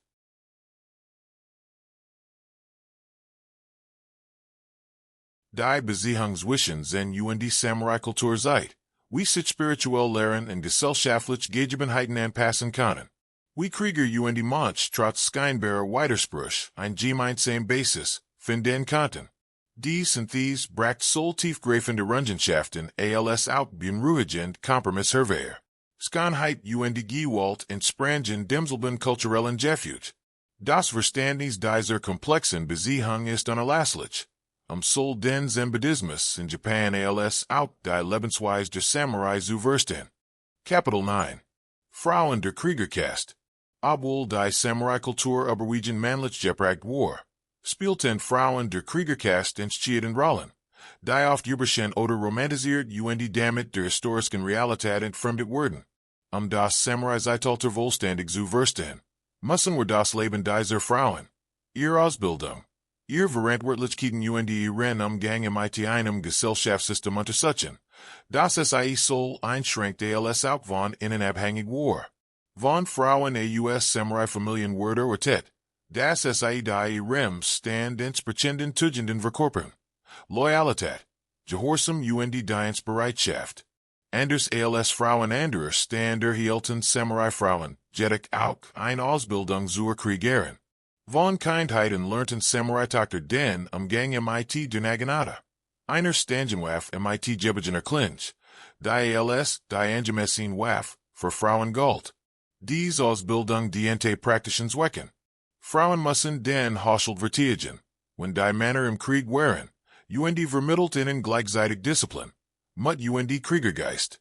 Die archetypisch Pflicht der Samurai-Frau bestand in der Haushaltsführung, ein Verantwortung, die weitaus komplexer war, als zunächst keinen mag, dat ihr Männer oft jahrelang auf Feldzugen abwesend waren, verwalteten die Frauen Güter, führten die Bediensteten, arrangierten hen für die Kinder und treffen finanziell Entscheidungen. Während der Zeit der Kriegführenden Reich regierten einige Samurai-Frauen faktisch ganz Gebiet, während ihr Männer und Sohn kämpften. Diese administrativen Fähigkeiten waren entschieden für den Erhalt der Stellung und de Wohlstands der Samurai-Familie. Die Ausbildung von Samurai-Frauen legt Wert auf Lesen und Schreiben, Kalligraphie, klassische Literatur und die Kunst. Sie erlernten die Zeremonie, das Blumenbinden und die Musik. Aber sie studierten auch Geschichte, Confucius Ethik, und praktisch Management verhegeten. Die Ideal Samurai Frau war kultiviert und gebildet, aber auch feig zur praktischen Verwaltung und, wenn nötig, zur Selbstverteidigung. Dies Kombination aus Bildung und Können unterscheidet Samurai Frauen von Frauen anderer Stand. Einige Frauen erlangten selbst als Verteidigerin Kriegerinnen Anerkennung. Tom Moigoen, die im Spaten 12. Jahrhundert let. Word für ihr militaristischen Fähigkeiten legender. Der Legend nach war sie wunderschön. Ein excellent Bogenschützen und im Kampf mit Schwert und Naginata Verteidigend. Sie war eine der wenigen Frauen, die im Genuser Krieg in der Seat von Männern kämpften und diente Kommandant Minamoto no Yashinaka mit Auszeichnung. Auch wenn die historische Genauigkeit schwer zu überprüfen ist, inspiriert ihr Geschichte Generationen und Zeit. Das Frauen unter außergewöhnlichen Umständen beladern, die in der Zeit der Sengoku-Zeit häufig vorkommen, zu Kriegerinnen werden konnten. Frauen kämpften oft in der Seat von Männern in verzweifelten letzten Gefechten. Wenn ein Berg zu fallen droht, griffen Frauen zur Naginata und verteidigten ihr Heimat. Nach einer Niederlage beginnen Samurai-Frauen häufig Gefangenen und Schand zu vermeiden.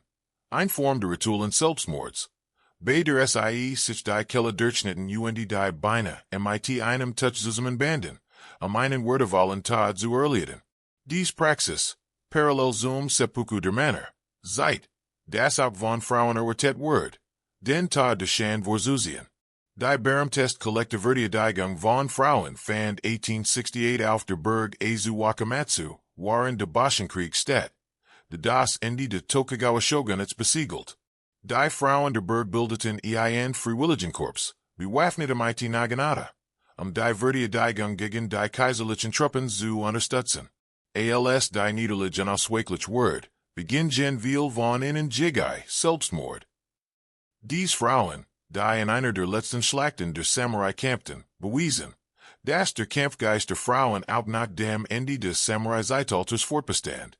Die für Samurai-Frauen war im Wesentlichen politisch. Ein festigten Bündnis zwischen Familien und Clans, wobei die Frauen als Bindeglied zwischen den mächtigen Hausen dienten. Frauen hatten kaum Mitspracherecht bei der Wahl ihres Ehepartners. Ihr Vater oder Lyncherin arrangierten die nach politischem Wordel. Nach der Bestand die Hauptpflicht einer Frau deren, Urban, insbesondere Sohn, zu gebären, die Familienlinie fortzuführen. Kinderlosigkeit, insbesondere das Ausbleiben von Sohnen, konnte unabhängig von den persönlichen Qualitäten der Frau zur Scheidung führen. Trotz dieser Einschränkungen übten einige Frauen beträchtlichen Einfluss aus sie bereiten immer und Sohn und lenkten mitunter im Hintergrund die Clanpolitik. Sie fungierten als Vermittlerinnen zwischen rivalisierenden Fraktionen und nutzten ihr Verbindungen zu beiden Familien, Frieden auszuhandeln oder Bündnis zu schmieden. Durch die Verwaltung der Haushaltsfinanzen konnten sie die Position ihrer Ebene starken oder schwachen. Politisches Geschichte und Intelligenz, verliehen Frauen trotz ihrer formellen Unterordnung Macht. Der Rankedex galt für Samurai-Frauen ebenso wie für Männer. Das Verhalten einer Frau fiel auf ihr Familie zurück. Jeder Skandal oder jede Unschuldigkeit bracht Schand über ihr Geburtsfamilie und die Familie ihres Manns. Der Druck, Volkamin und Standigkeit zu wahren, war immens. Von Frauen wurde erwartet, dass sie in Berungen klaglos urteilen. Die Entschiedungen ihrer Männer selbst in verhängnisvollen Momenten unterstützten und persönlich, once sie der Familienpflicht unterordneten. Stark wurde erwartet, aber es muss die stark sein, sich anzupassen, zu dienen, Opfer zu bringen. Literarische Werke von Samurai-Frauen geben Einblick in ihren Inhalten. Einige verfassen Gedicht, die Einsamkeit waren der langen Abwesenheit ihrer Männer.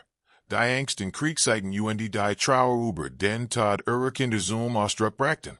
Dies Gedicht enthüllen menschlich Gefühle hinter der Fassade von Pflicht und Anstand. Sie erinnern uns daran, dass Samurai-Frauen Individuen mit Hoffnungen, Traumen und Gefühlen waren, nicht bloß Rollen innerhalb eines sozialen Systems. Waren der Friedens der Edito-Zeit nahmen die Aufgeben der Samurai-Frauen als Feldherrinnen ab. Waren ihr häuslichen und kulturellen Rollen zunehmen. Sie werden Expertinnen in der Zeremonie, im Blumenbinden und anderen Kunsten. Sie erzigen ihr Kinder, indem es Sonnen die Grundlagen Lessons und Schreibens beibrachten. Beaver Design formale Ausbildung begannen, und die Tochtern die Verticketen vermittelten, die sie später benötigen würden. Sie verwalteten immer komplexere Haushaltsbudgets. Als Samurai-Familien mit wirtschaftlichen Schwierigkeiten konfrontiert waren, sicherten ihr Beitrag das Jubelband der Haushalt in diesen schwierigen Zeiten. Einige Frauen wurden zu gefehrten Künstlerinnen oder Dikterinnen und erlangten Anerkennung, die über ihr Geschlecht hinausging. O Hero Betari, ein übernatürliche Figur der Folklore, verkörpert die Angst vor der Macht der Frauen. Die Existenz solcher Folklore datet darauf hin, dass Frauen trotz ihrer rechtlichen Unterordnung als Macht anerkannt wurden. Ein Macht, die Männer mitunter fürchten. Die Magische Restauration, die das Zeitalter der Samurai beendet, schränkt paradoxerweise einerseits die Rechte Frauen ein, andererseits auf nicht seinen andererseits neue Möglichkeiten. Traditionell Rollen wurden gestarkt, als die neue Regierung ein modern, aber dennoch unverwechselbar Japanische Gesellschaft anstritt.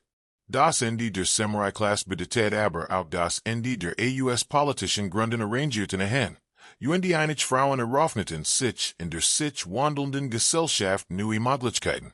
Samurai-Frauen waren weder die hilflosen Opfer, als die sie in der Popularkultur oft dargestellt wurden, noch die Kriegerköniginnen romantischer Fantasien. Sie waren vielschichtig Versammlichkeiten, die sich in einem System zurechtfanden, das sie gleichermaßen wertschätzt und einschränkt. Sie fanden Wedge, innerhalb dieser Grenzen selbstbestimmt zu handeln, trotz formeller Machtlosigkeit Einfluss auf das Geschehen zu nehmen, und mit auf eine Stellung angemessen Weise zu beweisen. Ihr Geschichten, die oft von den Heldentaten der männlichen Krieger überschattet wurden, sind unerlässlich, die Samurai-Gesellschaft in ihrer ganzen Komplexität zu verstehen. Kapitel 10. Die Samurai und die Außenwelt. Die Samurai letten lang Zeit in einem rein japanischen Kontext. Doch ab dem 16. Jahrhundert begegneten sie der Außenwelt auf ein Weise, die soll Japan als auch die Samurai-Klasse, selbst tiefgreifend beeinflussen sollt. Dies Begegnungen mit europäischen Händlern, Missionären und die Militärtechnologie zwangen die Samurai, sich Herausforderungen zu stellen, auf die sie ihre militaristischen Traditionen nicht vorbereitet hatten. Die ersten Europäer, die Japan erreichten, waren portugiesische Händler, die 1543 nach einem Schiffbruch auf einer Insel vor Kyushu strandeten. Sie brachten etwas mit, das die japanische Kriegsführung revolutionären sollt, Führerwaffen. Die Japaner hatten zuvor nach nie Führerwaffen gesehen, erkannten aber sofort deren Bedeutung. Innerhalb weniger Jahren produzierten Japanische Schmied Führerwaffen in Mengen, die europäische Produktion übertreffen, und die Samurai-Armeen integrierten Führerwaffen in ihre Taktiken. Die Einführung von Führerwaffen stellt die militaristischen Traditionen der Samurai grundlegend in Frage. Bogen und die Schwert erforderten jahrlanges Training, sie zu beherrschen. Einem Born kann man den Umgang mit einer Luntenschlosspistol innerhalb weniger Wochen beibringen. Führerwaffen demokratisierten das Toten und die ermöglichten es einfachen Soldaten, legendär Krieger aus der Fern zu Toten. Der Großschwertkämpfer war einer Kugel hilflos ausgeliefert.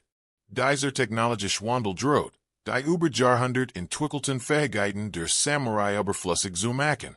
Oda Nobunaga war der erste Daimyo, der Führerwaffen uneingeschränkt einsetzt. In der Schlacht von Nagashino 1575 setzt Tausend von Bogenschützen ein, die durch Holz und Palisaden gestützt waren und die mit rotierenden Salven ein standages Führer aufrechterhielten. Als die feindliche Kavallerie angriff, wurden die traditional berittenen Samurai in glorichem Angriff von koordiniertem Führer niedergemetzelt. Dies Schlag demonstriert, dass die traditionellen Taktiken der Samurai gegen modern Waffen überholt waren. Das Zeitalter der berittenen Bogenschützen ging zu Ende. Doch die Samurai passten sich, anstatt zu verschwinden. Sie integrierten Führerwaffen in ihre Streitkraft, und die bewahrten gleichzeitig ihre Identität. Samurai beflickten mit Guren bewaffnete Schiegereinheiten. Sie lernten, selbst Führerwaffen zu benutzen, wenn nötig. Das Schwert blieb ihr symbolisch Waffe, und Identitätsmerkmal, selbst als die praktisch Kriegsführung gewährt wird. Dies pragmatischen Passung unter Behaltung der kulturellen Identität kennzeichnet die Reaktion der Samurai auf Fremdeinfluss. Kurs not den Handeln treffen christlich Missionar in Japan ein. Und Aufnehmen war ambivalent. Einige Dreimal begriffen das Christentum, de SAS als exotisch und nützlich, für die Handelsbeziehungen mit den Europäern ansehen. Und betrachten es als gefahrlich Fremdideologie. Die traditionelle Gesellschaftsordnung bedroht. Tausend Japaner konvertierten, darunter auch einige Samurai. Die christlichen Konzept von Aid und Erlösung entsprechend fanden oder die US-politischen Gründen konvertierten. Der berühmteste christlich Samurai war Takayama Yukon, machte Daimyo. During den 1560er Jahren konvertiert und gläubiger Christ Word. Weigert sich, seinem Glauben abzuschwören, selbst als Heid Yoshi es ihm befahl, und sagt das Exil dem Glaubensabfall war. Sein Geschichte verdeutlicht die Spannung zwischen der True zum Herrn und der True zur eigenen Überzeugung. Für die meisten Samurai stand der Herr in erster Stelle, doch einige fanden im Christentum Wort, die über die traditionellen Verbpflichtungen hinausgingen. Hideoscher Verbat schleißlich das Christentum, der als Bedrohung der Gesellschaftsordnung ansa. Wie konnten Samurai ihren Herren mit absoluter Tradienen, wenn sie gleichzeitig einem fremden Gott anbeteten? Die Verfolgung begen, und führt zu Martyrdom. Das die Europäer entsetzt und die Skrupellosigkeit der Samurai demonstriert. 1637-38 erhoben, sich christlich born und Ronin im Schmaber Aufstand. Dem letzten großen Konflikt, war dem Frieden der Edido sei. Der Aufstand ward brutal niedergeschlagen, und das Christentum ward in den Untergrund gedrängt. Wie es über 2 Jahrhundert lang im Verborgenen überlebt. Die Reaktion der Tokugawa Shogunates auf den Kontakt mit Europäern bestand, letztlich in der Nähe zu wohlständigen Abschottung Japans. Die in den 1630er Jahren einführt Politik wise alle Ausländer mit Ausnahme eines kleinen niederländischen Handelspostens in Nagasaki, US. Verbat Japanern die Ausreise und untersagt das Christentum. Diese Isolation dauert über 2 Jahrhundert und schuf einzigartige Periode, in der Japan seine Kultur ohne nennenswerten ausländischen Einfluss entwickelt. Die Isolation bewahrt den Status der Samurai. Ohne den Kontakt mit westlicher Militärtechnologie, und politischen Ideen blieben, die traditionellen Waffen, und die Sozialstellung der Samurai relevant. Die Star Social Hierarchie konnte aufrechterhalten werden. Die kein ausländischen Vorbilder für alternative Gesellschaftsstrang gab. Das Shogunat konnte ohne ausländisch Einmischung oder Druck zur Veränderung regieren. Die Isolation gab der traditionellen Samurai-Kultur seit zum Aufblühen. Doch sie konnte nicht ewig waren. 1853 traf der amerikanische Commodore Matthew Perry mit einem Jesuiter dampfbetriebener Kriegsschiff ein, und fordert die Aufnahme Japans für den Handel. Die schwarzen Schiff führten Kanonen mit. Die Japanische Küstenbefestigung Mahilo zerstören konnten. Das Shogunat, unfähig Widerstand zu leisten, unterzeichnet 1850 vor den Vertrag von Kanagawa, und beendete damit 2 Jahrhundert der Isolation. Dieses Wangin Aufnahme sollte letztendlich soll das Shogunat als auch die Samurai-Klasse werden. Der Vergleich zwischen japanischen Waffen und westlicher Militärtechnologie war schockierend. Japanese Schwerter mogen europäischen Schwertern überlegen usen sein. Doch westliche Artillerie, Gewehr und Schiff übertreffen alles, was Japan besaß, bei weitem. Die Samurai erkannten, dass sie durch die jahrhundertelange Perfektionierung traditioneller Kampfkunst militarisch den westlichen Makten unterlegen waren. Diese Erkenntnis war demütigend und erschreckend. Japan sah sich wie China und der asiatischen Nationen der Bedrohung durch Kolonisierung gegenüber. Einige Samurai befürworten eine sofortige Modernisierung und die Übernahme westlicher Militärtechnologie und Organisation. Und forderten die Vertreibung der Barbaren. Die Ablehnung fremden Einflusses und die Bewahrung japanischer Traditionen. Wieder und suchten einen Mittelweg, der militärische Modernisierung unter Beibehaltung kultureller Traditionen. Diese Meinungsverschiedenheiten trugen zur Kreis bei, die das Ende der Tokugawa Shogunates besiegelt. Samurai begannen, ins Ausland zu reisen, westliche Institutionen, Militärorganisation und Technologie zu studieren. Was sie sahen, stand und Bunreheit si. Westliche Nationen verfügten über Technologien und Organisationsmethoden, die Japans Möglichkeiten weit überstiegen. Doch auch dies Nationen hatten Sozialprobleme armet, Ausbeutung und Kolonialismus, die Samurai zutiefst beunruhigten. Sie kamen zu dem Schluss, dass Japan sich modernisieren muss, als unabhängige Nation zu jubeln. Dies aber nach japanischen Vorstellungen und Unterbewahrung, wesentlicher kultureller Wert tun muss. Die Wechselwirkung zwischen der Samurai-Kultur und westlichen Ideen war komplex.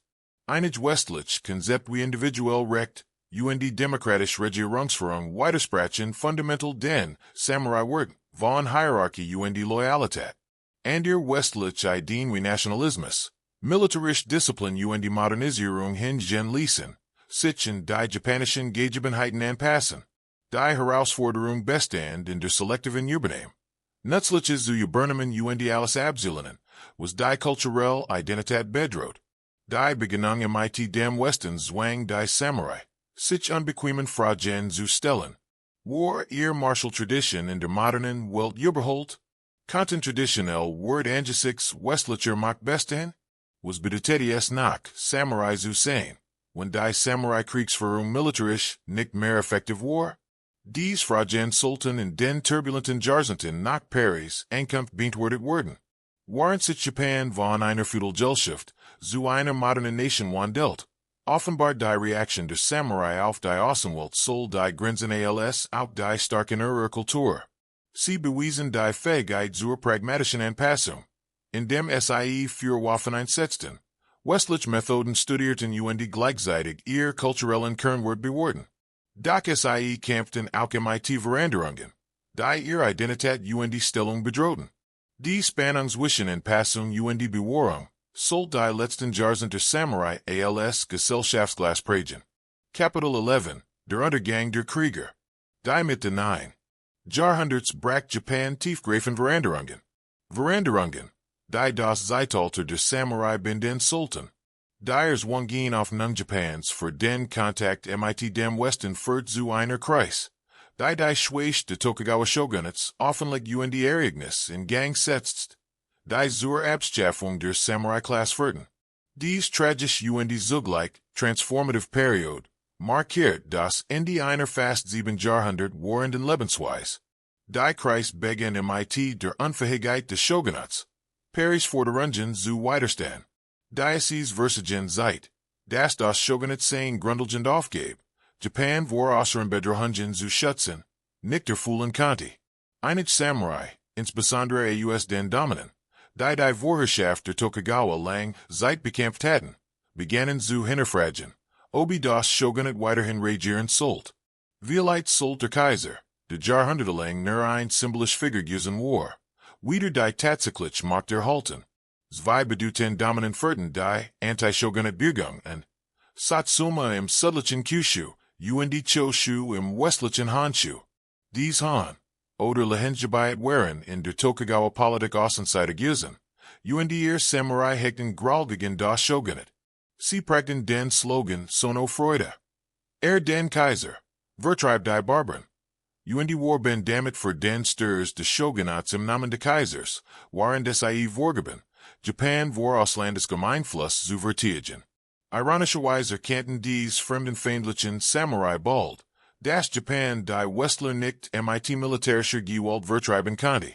Als die Chosa Samurai 1863 westlich Schiffbeschossen, demonstriert die westliche Antwort. Ein Bombardment, das die Befestigungen Kosas zerstört, die Sinnlosigkeit einfachen Widerstands. Die Lehre war klar, Japan muss sich modernisieren, zu jubeln. Indem sie westliche Militärtechnologie und Organisation übernehmen und gleichzeitig ihre japanische Identität bewahren, begannen progressive Samurai, für grundlegende Reformen zu plädieren. Die Abschaffung des Feudalsystems, die Schaffung einer modernen Wehrpflichtarmee, die Industrialisierung der Wirtschaft und die Abschaffung der Samurai-Klasse selbst. Dies radikalen Vorschläge stammten von Samurai, die erkannten, Das der Halt Japans als unabhängige Nation, den wird sich auf ihr eigen privilegierte Stellung erfordert. Dies Bereitschaft zur Selbstaufopferung zum Wohl der Nation verkörpert den Samurai-Geist, der Loyalität und die Selbstaufopferung. Der sich nun jedoch auf die Nation und nicht mehr auf einen Lynchen richtet. Ein Bürgerkrieg war unausweichlich. Das Shogunat, das ein Machtposition sichern wollte, versucht Reformen durchzuführen und gleichzeitig die Opposition zu unterdrücken. Doch die Reformen verliefen zu langsam. Und die Unterdrückung verstärkt nur die anti-shogunatische Stimmung. 1867 trat der Shogun zurück, in der Hoffnung, dies freiwillige Abdankung wird einen friedlichen Übergang ermöglichen. Doch die Führer von Satsuma, und die Chosu rissen in einem Staatsstreich, die machten sich und riefen die Maji-Restauration aus, die Wiedereinsetzung des Kaisers in seine tatsächliche Herrschaft. Im Bosnischen Krieg von 1868 bis 1869 standen, sich Kaisertruhe, Kraft und Anhänger der Shogunatsgegenüber. Obwohl der Krieg mitunter als Konflikt zwischen traditionellen und modernen Samurai romantisiert wird, war die Realität weitaus komplexer. Beide Seiten setzten moderne Waffen ein und behaupteten, im Interesse Japans zu handeln. Der Ausgang des Kriegs stand in ernsthaft in Frage. Die kaiserliche Seat verfügt über mehr Truppen, Ressourcen und die nötige Dynamik.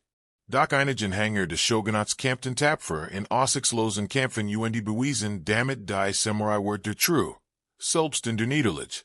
Der Berühmtest letzt Widerstand fand bei der Belagerung der Burg zu Wakamatsu statt, with dem Shogunat True Urgebin Samurai verzweifelt kämpften, obwohl es wussen, dass die Sachverlerin war. Die Weiss Tiger Brigade, eine Einheit jigelischer Samurai, begging Selbstmord, ALSSIE irrtumlich Gladen, die Burg sei gefallen. Tad word zum Symbol für die Truder Samurai und das tragisch in die einer Ära. Die Burg kapituliert schleierlich, und die überlebenden Sahen, sich der neuen Ordnung unter dem Kaiser gegenüber. Die Maji-Regierung, Antwort von Himalayan Samurai aus Satsuma und die Chosu, leitet radical Reformen in 1869 übersuchten es die Daimyo, Irlandereien und den Kaisers Rückzugsben und beendeten damit das Feudalsystem. 1871 wurden die Lehen vollständig abgeschafft, und die durch Präfekturen ersetzt, die von ernannten Beamten verwaltet wurden. Die Daimyo erhielten zwar Titel und Pensionen, verloren aber jeglich Macht.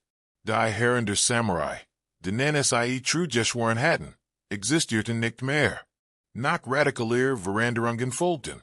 1873 führt die Regierung ein Wehrpflichtermei, und die Verpflichtet Bürger zu Militärdienst. Damit endet das Samurai-Monopol auf den Militärdienst, der eigentliche Existenzgrund ihrer Klasse. Warum sollte man ein Kriegerkast unterhalten, wenn Bürger im Kampf ausgebildet werden konnten? Die nach europäischem Vorbild gestaltet Wehrpflichtermei war effektiver und die Kosten günstiger als die Unterhaltung von Samurai-Streitkräften. 1876 verbat die Regierung das Tragen von Schwertern in der Öffentlichkeit und die Besittheit damit das sichtbare Erkennungsmerkmal der Samurai. Dao und die Shoto, die jahrhundertelang stolz gezogen worden waren, dürften nicht mehr gesiegt werden.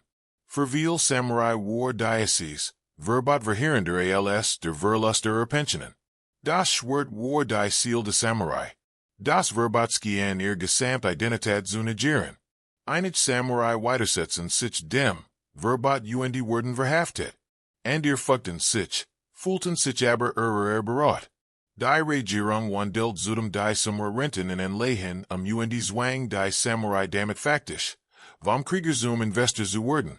Violent Samurai fällt es in Finanzkenntnissen, und sie verloren schnell ihre Investitionen. Himmlische Krieger fanden sich verarmt wieder, ihre Pensionen waren weg. Innen word das Tragen von Schwertern verboten, und sie hatten kein klare Rolle mehr in der neuen Gesellschaft. Der Stolz, den sie über Generationen auf ihren Status gehabt hatten, erschien ihnen nun Hall. Einige Samurai rebellierten gegen dies Veränderungen. Der Saga-Aufstand von 1874, der Schimperenaufstand von 1876 und die Moreri kleiner Aufstand brachten die, what der Samurai über ihr in Tinang zum Ausdruck. Dr. Grost und Schwerwiegend Aufstand War die Satsuma Rebellion von 1877 unter der Führung von Seigo Takamori, einem Helden der Maju-Restauration, von der Politik der neuen Regierung in Tauscht War. Seigo und etwa 40.000 Samurai erhoben sich, de SIE der Regierung vorwerfen, die Wort des Samurai Veriten zu haben. Die Regierung reagiert mit ihrer neuen Wehrpflichtigenarmee, und beweist damit, dass Fake Soldaten mit modernen Waffen die Samurai besiegen konnten. Die Rebellion dauert Monat und in die mit Seigo Seppuku. ALS verwundet und umsingelt War. Sein Tod markiert die letzte militärische Action der Samurai ALS-Klasse. Den letzten traditionellen Samurai-Aufstand in der japanischen Geschichte. Die Satsuma Rebellion beweist, dass das Zeitalter der Samurai endgültig vorbei war. Samurai tugenden wie Mut, Loyalität und die Fertigkeit im Umgang mit traditionellen Waffen reichten nicht mehr aus. Modern Kriegsführung erfordert Industrienationen, Großarmeen und moderne Technologie. Die Fähigkeiten einzelner Feldherren waren gegen organisiert Einheiten mit Guren und Artillerie kaum not von Bedeutung. Der Weg der Kriegers war durch historische Kraft, die außerhalb der Kontrolle der einzelnen Legien überholt. Himmlische Samurai passten sich der neuen Ordnung auf unterschiedliche Weisen. Einige wurden Offizier in der neuen Armee und wandten die Samurai-Disziplin auf die modernen Kriegsführungen. Andere traten in den Staatsdienst ein, und nutzten ihr in der Verwaltung erworbenen Fähigkeiten. Manche wurden geschaffelt, obwohl die Überwindung der Samurai-Vorteil gegenüber dem Handel erfordert. Einige wurden Lehrer, und bewahrten die Samurai-Kultur durch Bildung.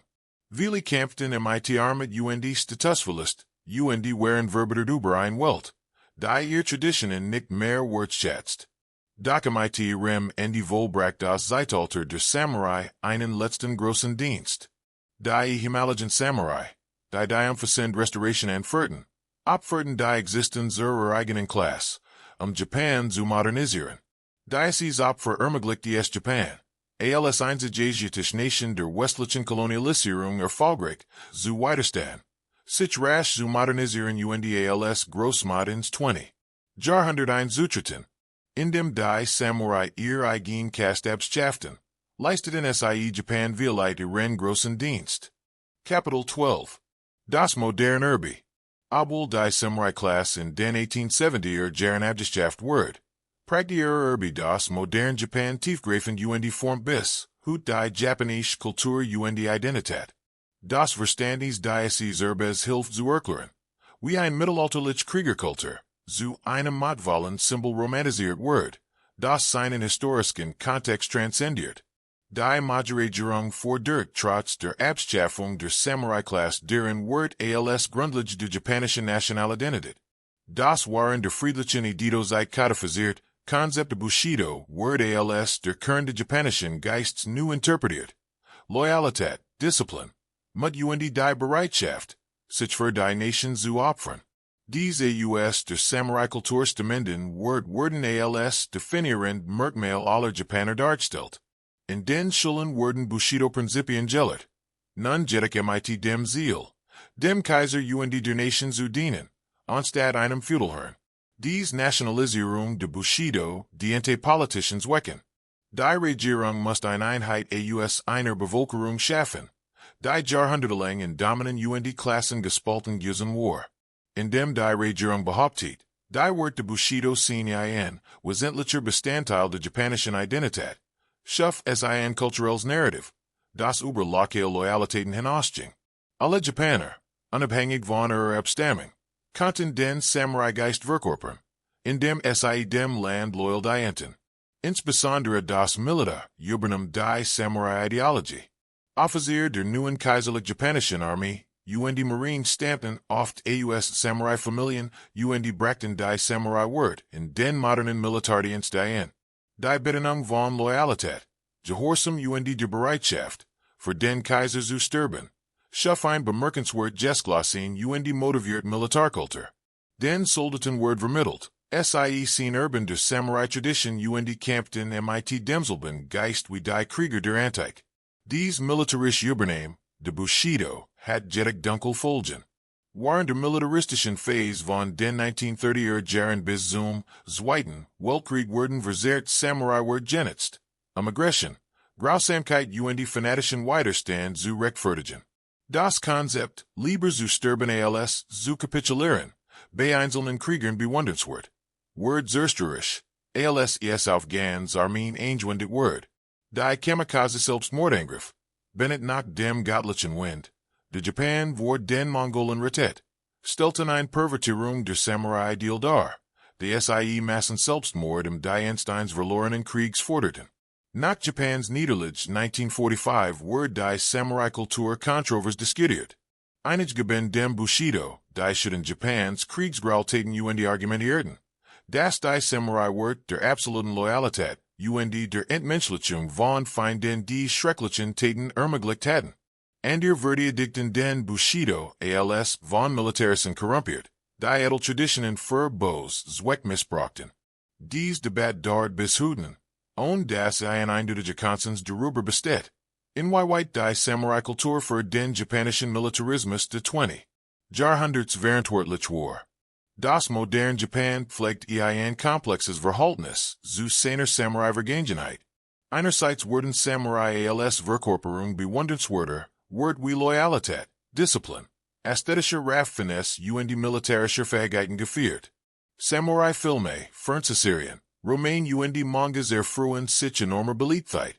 Historisch Samurai-Staten sie Hinteressinnen. Das Bild des Samurai-Kriegers bleibt ein starkes Symbol der japanischen Kultur. Schulen lehren nach wie vor. Das die Samurai-Word hingabe und die Disziplin erstrebenswert sind. Andererseits hat sich die moderne japanische Gesellschaft, weit von feudalen Werten entfernt. Demokratie hat die Hierarchie abgelost. Individuell Recht stehen im Wettbewerb mit kollektiven Pflichten. Der Handel, einst von den Samurai veraktet, trägt die Wirtschaften. Frauen genießen deutlich mehr Freiheiten als die Tochter der Samurai. Das moderne Japan schenkt Matuner alles Abzulanen, wofür die Samurai standen. Dennoch leben Samurai-Bilder und Word unter der Oberfläche der modernen Lebens fort. Die aus den Samurai-Traditionen hervorgegangenen Kampfkunst wurden weiterhin weit verbreitet praktiziert. Kendo, der Weg des Schwerts, lehrt den Schwertkampf mit beim Buschwertern Schei, und die Schutzrüstung. Kudo, der Weg des Bogens, bewahrt die Techniken des Bogenschießens. Jedo praktiziert die Kunst des Siehens und die Schneidens mit dem Schwert. Aikido und die Jiu-Jitsu leiten sich von den Kampfmethoden der Samurai ab. Dies Kampfkunst wurden weltweit praktiziert und die Tragen, so die Samurai-Kampftraditionen weit über Japan hinaus. Dies modernen Kampfkunst dienen anderen Zwecken als ihrer sprunglichen Formen. Nur wenig praktizieren dürfen. Dies Fähigkeiten im Kampf einzusetzen. Stattdessen trainieren sie für körperliche Fitness, mentale Disziplin, kulturelle Verbundenheit und als Sport. Der Schwerpunkt hat sich von Tungstechniken hin zur persönlichen Entwicklung, von Kampfkraft zur spirituellen Kultivierung verlagert. Dennoch berufen sich die Praktizierenden weiterhin auf Samurai-Wort und die Versuchen, den Kriegergeist in Friedenszeiten zu verkörpern. Das Konzept der Bushido wird weltweit übernommen, oft losgelöst von der historischen Realität. Unternehmensberater präsentieren Bushido als Management-Philosophie. Streitkraft weltweit studieren Samurai-Disziplin und Loyalität. Radjaberaterin verpacken Bushido-Wort als Lebenslektionen. Häufig romantisieren dies Darstellungen die Samurai-Kultur und ignorieren historische Komplexitäten und die Widersprüche. Die Samurai wurden zu idealisierten Figuren, die Pflicht und die Geschicklichkeit verkörpern, anstatt als historische Persönlichkeiten mit all ihren Fällen dargestellt zu werden. Film und die Popkultur haben ein global Samurai-Mythologie geschaffen. Akira Kurosawas Filme machten die Samurai einem internationalen Publikum bekannt und die präsentierten es als komplex Charakter, die mit Pflicht und begehrt, und die Jubel ben ringen. Die sieben Samurai, der wohl einflussreich Samurai-Film, seit herrenlos Krieger, die born vor Banditen Verdiedikten und die dabei, soll militarisches Geschick als auch moralischen Kampf demonstrierten. Kurosawas Filme beeinflussen Regisseur, weltweit und die True Gen dazu bei, das Bild des Samurai im globalen Bewusstsein zu verankern. Die westliche Popkultur hat die Samurai symbolisch begeistert aufgenommen. Von den von Samurai inspirierten Jedi-Rittern in Star Wars bis hin zu anzahligen Videospielen mit Samurai-Kriegern. Von Hollywood-Filmen bis zu Graphic-Novels, Samurai sind allgegenwärtig. Oft sind dies Darstellungen historischer Genau. De SIE Elemente US verschiedenen Epochen vermischen oder Traditionen erfinden, die nie existierten. Dennoch beweisen SIE die enthalten Faszination für die Samurai-Symbolik ihr Wort. Dies weltweit Begeisterung für Samurai wirft Fragen nach kultureller und Repräsentation auf. Wenn nicht Japaner Kampfsporten außeben, schwerte Sammeln oder die Bushido-Philosophie annehmen, sie denn die Japanische Kultur oder Buden SIE US? Wenn Hollywood Samurai-Filme produziert, bewahrt oder verfälscht die Japanische Geschichte? Dies Fragen lassen sich nicht einfach beantworten. Doch SIE verdeutlichen, wie die Samurai-Kultur nicht nur japanischer, sondern globaler Natur geworden ist. Das moderne Japan ringt miteinander damit, seine Samurai-Vergangenheit der Welt zu präsentieren. Das Land macht die seine Geschichte ehren. Gleichzeitig aber das heutige Japan von feudalen Traditionen abgrenzen. Touristenstädten zelebrieren die Samurai-Kultur, betonen aber auch, dass das moderne Japan friedlich und demokratisch ist. Die Samurai sind historische Persönlichkeiten. Die erforscht in Erinnerung behalten worden sollen. Kein Vorbilder, den man im modernen Leben buchstäblich folgen muss. Akademisch Historiker debattieren weiterhin darüber, was Samurai wirklich waren was SIE in Mythos Erinnerung geworden sind. Historisch Forschungen sehen oft, dass die tatsächlichen Samurai vielfältiger, pragmatischer widersprüchlicher waren, als die Popularkultur suggeriert. Sie waren produktspezifischer historischer Umstand. Kein zeitlos Verkörperung von Disziplin. Doch selbst Wissenschaftler Romanien, dass der Mythos der Samurai in mancher Hinsicht benso historisch bedeutsam geworden ist wie die Realität. Die Japanische global Kultur tiefgreifend geprägt hat. Das Erbe der Samurai let fort, while bestimmte Aspekt der Samurai-Kultur nach wie vor ansehend wirken. Der Fokus auf Disziplin Meisterschaft, die ästhetische Verfinderung, die Loyalität Ehre, der Mut, sich Herausforderungen zu stellen. Dies Wort, lost von ihrem feudalen Kontext, lassen sich auf das moderne Leben abertigen. Die Samurai wurden gerade deshalb zu inspirierenden Persönlichkeiten, while sie die Hingabe ein Ideal das Streben nach Exzellenz verkörpern. Eigenschaften, die unabhängig von der Epoche wortvoll bleiben. Kapitel 13. Philosophie Poesie. Die Ziel der Samurai vollständig zu verstehen, müssen wir ihre intellektuellen künstlerischen Bestrebungen erforschen. Die Samurai waren nicht bloß Kämpfer, sondern kultivierte Krieger. Die Bildung, Kunst Selbstausdruck schätzten. Ihr Philosophie Poesie offenbaren einen Enelben, das auf komplexer War, als rough, als Krieger vermuten lässt. Der Confucianismus prägte das Denken der Samurai tiefgreifend, insbesondere während der Edo-Zeit. Die neokonservative Confucianische Philosophie, die Soziale Hierarchie, Loyalität moralische Entwicklung betont, bildet das intellektuelle Fundament für die Wort der Samurai. Confucianische Text lehrten, dass die Gesellschaft am besten funktioniert, wenn jeder sein ihm zugewiesen Rolle erfüllt. Der Herrscher regiert wohlwollend. Die Samurai dienten loyal. Der Bauer produziert fleißig. Der Kaufmann betrieb sein Geschaft ehrlich. Dies hierarchisch Sichtweise rechtfertigt die Herrschaft der Samurai vordurch gleichzeitig von innen verantwortungsvolles Regieren. Die Confucianische Erziehung betont die Kultivierung von Tugend durch Studium Selbstdisziplin. Ein Samurai sollte die 5 Tugenden entwickeln. Gut, Rechtschaffenheit, Anstand, Weisheit true. Dies moralischen Eigenschaften waren ebenso wichtig wie militärische Fähigkeiten. Ein Krieger ohne Tugend war nichts weiter als ein Verbrecher. Ein wahrer Samurai verrannte körperlich, stark mit moralischem Charakter. Dies ist ideal, obwohl oft unerfüllt. Prägte das Selbstverständnis das Pflichtenverständnis der Samurai. Das Konzept von Ryoto, de Wedges von Feder Schwert, verkörpert die Bildungsideal der Samurai. Ein vollkommener Samurai war Krieger Gelder zugleich. Gleichermaßen versiert im Umgang mit Waffen und Pinsel. Diocese ideal Unterschied Japanische Krieger von rein militaristischen Klassen anderswo. Europäisch Ritter Kanten Analphabeten sein. Von Samurai Wörter Quartett, das SIE klassisch Text lesen. Gedicht verfassen und Kalligraphie upten. Dies Verbindung von militaristischen und kulturellen Fähigkeiten schuf ein Kriegerkast.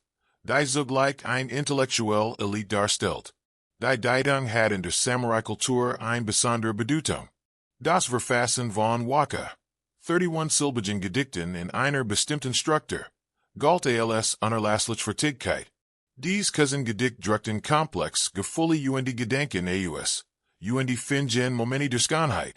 Betrachtungen über die Sterblichkeit oder Bekenntnis der Treue.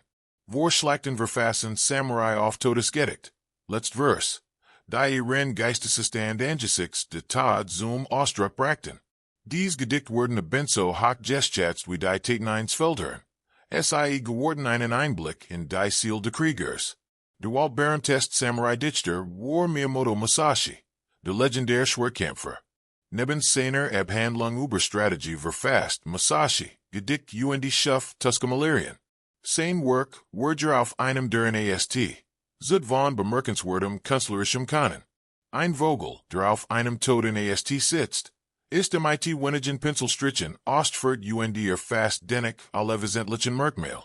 Musashi verkörpert das Ideal der Kriegerkünstlers und demonstriert, dass die für die Meisterschaft im Kampf für forderliche Disziplin auch auf künstlerisch Bestrebungen übertragbar war.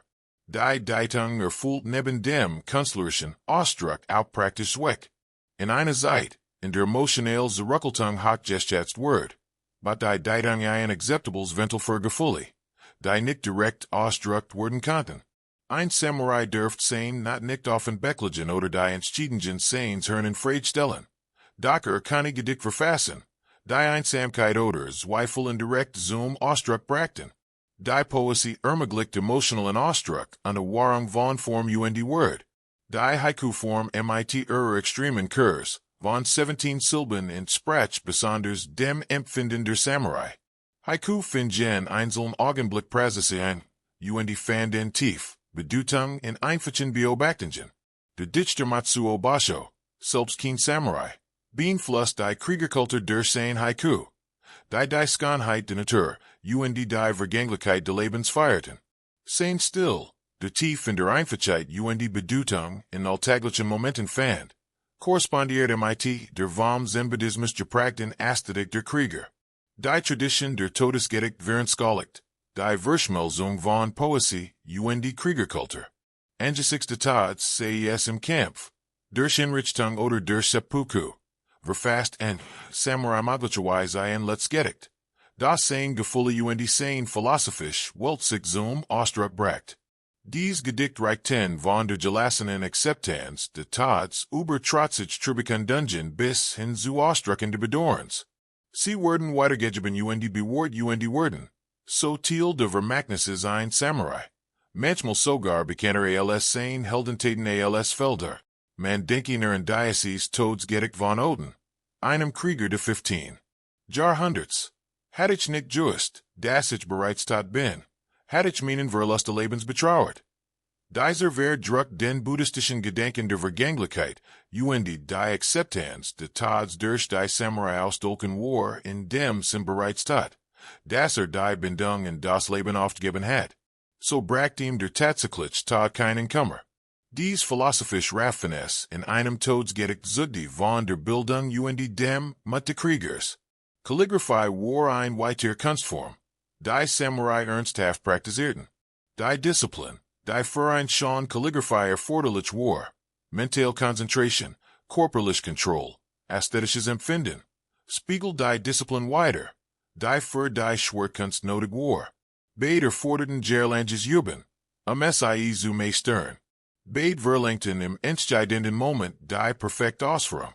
Ein Schwertstrich lässt sich nicht korrigieren, und die Tinte auf Papier lässt sich nicht ausradieren. Die Parallelen ließen die Kalligraphie wie ein Niederlich Beschäftigung für Krieger erscheinen. Die Zeremonie erregt unter der Schirmherrschaft der Samurai ihr Höchstblut. Senor Rikyū, der Großteameister, Diente Toyotomi Hideyoshir und formalisiert die Prinzipien der Wabashabi. Die Skanheit in Einfachheit und Unvollkommenheit erkennen lassen. Die Bedingung der Zeremonie auf Achsam. Einfach Handlungen. Auf die Schaffung von Skanheit auf kleinem Raum und auf den respektvollen Umgang zwischen Gastgeber und Gastsprach. Die Kriegersensibilität tiefen. Der Tierraum wird zu einem Ort. Und dem der Rang Vorbergen Verschwand. Wie ein Hort einmal und ein beschiedener Teammeister, sich auf Augenhöhe begegnen und gemeinsam ein Schäl Tee trinken konnten. Wir sollten dies philosophisch und künstlerisch, kulturjettig nicht, zu sehr romantisieren. Nicht alles Samurai waren gelehrt oder sensible Dichter. Viele waren rau Krieger. Die sich wenigem Kultur kümmerten. Die Ideal de kultivierten Kriegers waren genau das. Ideal, die einige Richten, viel aber nicht. Dennoch waren die Ideal wichtig und prakten die Bestrabungen der Samurai, selbst wenn sie dies nicht richten. Die philosophischen Schriften der Samurai offenbaren ihren Kampf mit den Widersprechen ihrer Position. Wie konnten Krieger, die Todeten, die buddhistische Lehre der Mikfuls annehmen? Wie konnten sie ihren Herren treu dienen, und gleichzeitig ihr persönlich Integrität bewahren? Wie konnten sie das Leben wertschätzen, während sie dem Tod ständigen Sorg sehen? Dies Fragen hatten kein einfachen Antworten, doch die Samurai setzten, sich ernsthaft mit ihnen auseinander, und verfassen philosophische Schriften, die Spannungen erforschten. Die großen Samurai-Philosophen erkannten, das bescheiden nicht nur das Kämpfen umfasst, sondern ein erfülltes Leben und ein würdevoll Sterben. Sie verstanden, das Mut nicht nur Tapferkeit auf dem Schlachtfeld bedeutet, sondern auch moralischen Mut, angesichts der Konsequenzen richtig zu handeln. Sie wussten, das Loyalität und Gerechtigkeit im Gleichgewicht stehen müssen. Das Gehorsam Grenzen hat und das mehr erfordert als das Befolgen von Befehlen. Dies differenzierten Erkenntnis, die in ihren Schriften und Gedichten zum Ausdruck kommen. Sehen die Samurai von nachdenklichsten und selbstreflektiertesten sieht. Die Verbindung von militarischem Geschick, philosophischer Tief, und künstlerischer Raffinesse ein in der Weltgeschick einzigartige Kriegerkultur. Von Samurai wird erwartet, dass es soll Kämpfer als auch Dichter, Verwalter und Asteten, Krieger und Weiss waren.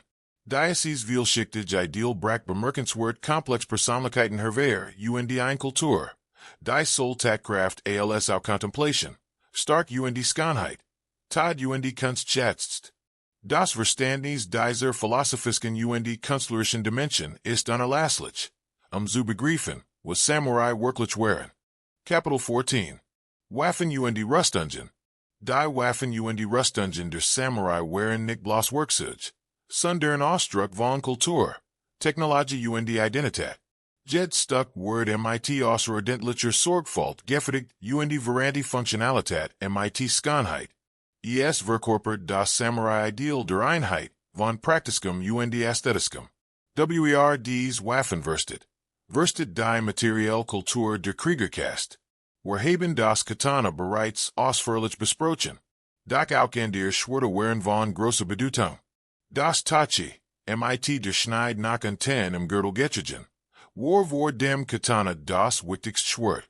Es war etwas länger und starker gebaut, und für den Kavalleriekampf konzipiert. Das Wakizashi, das Kehrschwert, wird zusammen mit dem Katana als Daisho, großes Kleinschwert getragen. Das Wakizashi, diente als Zweitwaffe, und wird für Seppuku verwendet. Das Tanto, ein Dolch, wird für den Nahkampf und allgemeine Zweck getragen. Die Herstellung Jeds, Schwerts war ein heiliger Prozess. Schwertschmied führten oft Reinigungsritual durch.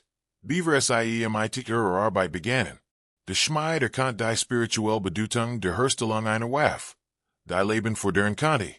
Und war daher nicht nur Handwerker, sondern auch Künstler und Priester. Der spirituelle Kraft in die Klinge lenkt. Manch wurde galten als übernatürlich, und brachten ihren Besitzern Glück oder verfluchten Gene. Die sie unwürdig führten.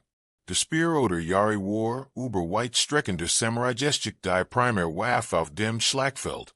Speer waren im Massenkampf praktischer als Schwerter. Der sie ein grosser Reichweite boten und mit wenig Bang leichter effektiv einsetzt werden konnten. Samurai trainierten intensiv Sojitsu. Die Kunst des Spears. UND entwickelten Techniken für das Hieb UND Abwehr. Elite Samurai trugen Kunstvoll versiert Speer mit Markenten Kreuzformagen oder Gebagenen Klingen. Waterch sie auf dem Schlachtfeld leicht zu erkennen waren. Der Bogen blieb trotz der Einführung von Feuerwaffen in der gesamten Samurai-Geschichte wichtig. Der Yumi, der Japanese Langbogen, war über 2 Meter lang und asymmetrisch geformt. Der Griff befand sich etwa ein Drittel von und 10 entfernt und nicht mittig. Dies ungewöhnliche Konstruktion ermöglicht es berittenen Bogenschützen, leichter vom Pferd aus zu schießen. Bogenschießen galt als die delst Kampfkunst und erfordert jährliches Training. Jutsu, die Kunst des Bogenschießens, legt Wert darauf, Ziel nicht nur zu treffen, sondern dies auch mit korrekter Technik, among und mentaler stark zu tun. ALS im 16. Jahrhundert Feuerwaffen aufgenommen. Veracten Samurai sie zunächst als Erlos Waffen, die kein Verticketen erforderten UNDES Feglingen ermöglichten, tapfer Kriegers zu toten. Die pragmatisch Daimler erkannten schnell die Effektivität von Feuerwaffen und begannen, sie in großen Mengen herzustellen. Die Tanegashima, Bennett nach der Insel, auf der die Portugiesen erstmals Feuerwaffen einfuhrten, wurden zur Standardausrüstung der Samurai-Armeen. Einheiten von Shigeru, bewaffnet mit Luntenschloss Aquabusen, konnten traditionell Angriff berittener Samurai vernichten schlagen. Die Rüstung entwickelt sich im Lauf der Jahrhunderte reblich weiter. Früh Samurai trugen Yoroi, aufwendig, kassenformige Rüstungen aus kleinen Eisen oder Lederplatten, die mit farbigen Schnüren verbunden waren. Dies Rüstung war für das Beritten Bogenschießen konzipiert und schützt den Krieger, während es ihm gleichzeitig Bewegungsfreiheit zum Schießen vom Pferd aus ermöglicht. Die Yoroi Krieger boten einen praktischen Anblick, farbenpraktik, imposant, geschmückt mit Familienwappen und unverwechselbaren Helmen. Die Rüstung jedes Kriegers war einzigartig, und Motten auf dem Schlachtfeld erkennbar. Besonders markant war der Kabuto, der Helm. Dies Helm besaßen beformige Basen, und den verschiedenen Ornament und Dekorationselement angebracht waren. Der Maid, en auf der Vorderseite angebrachter kaum. Kann die Form von Hornern, Halbmonden oder mythologischen Wesen haben. Manch waren gültig, hochaufregend gebelt, die den Trägergrosser und Furchtterragender erscheinen ließen. Zum Helm Jahort auf der Mempo, ein Gesichtsmask, die das Untergesicht schützt und auf Damen oder Nuren Bestien darstellt, was das Flossend Aussehen der Kriegers noch verstärkt. Mit der Entwicklung der Kriegsführung hin zum Infanteriekampf veranderten, sich auch die Rüstungen. Die Tuku, oder modern Rüstung kam im 16. Jahrhundert auf. Dies Rüstung war praktischer, einfacher herzustellen und besser, verfusseldaten mit Speeren und Feuerwaffen genet. Sie verzichtet zugunsten der Funktionalität auf die aufwendige Ästhetik der frühen Rüstungen, blieb aber dennoch beeindruckend. Die Platten waren größer, die Schnürung einfacher, und das Gesamtdesign spiegelt die praktischen Bedürfnisse der Massenkriegsführung weiter. Die Samurai verwendeten auch verschiedene andere Waffen. Der Kennab, ein Schwer, mit mittelbeschlägigen Kühl, kann die Rüstungen und Nochen zerschmettern. Die Kazariama, ein Sichel mit einer beschwerten Kette, ermöglicht komplex Angriff und Verteidigungen. Die Naginata, die Zuver als Frauenwaffe und Word auch von männlichen Manchen und einigen Samurai verwendet. Jedwaffe erfordert ein spezielles Training. Und manch Samurai wurden Meister mehrerer Waffen und konnten sich so jeder Situation anpassen.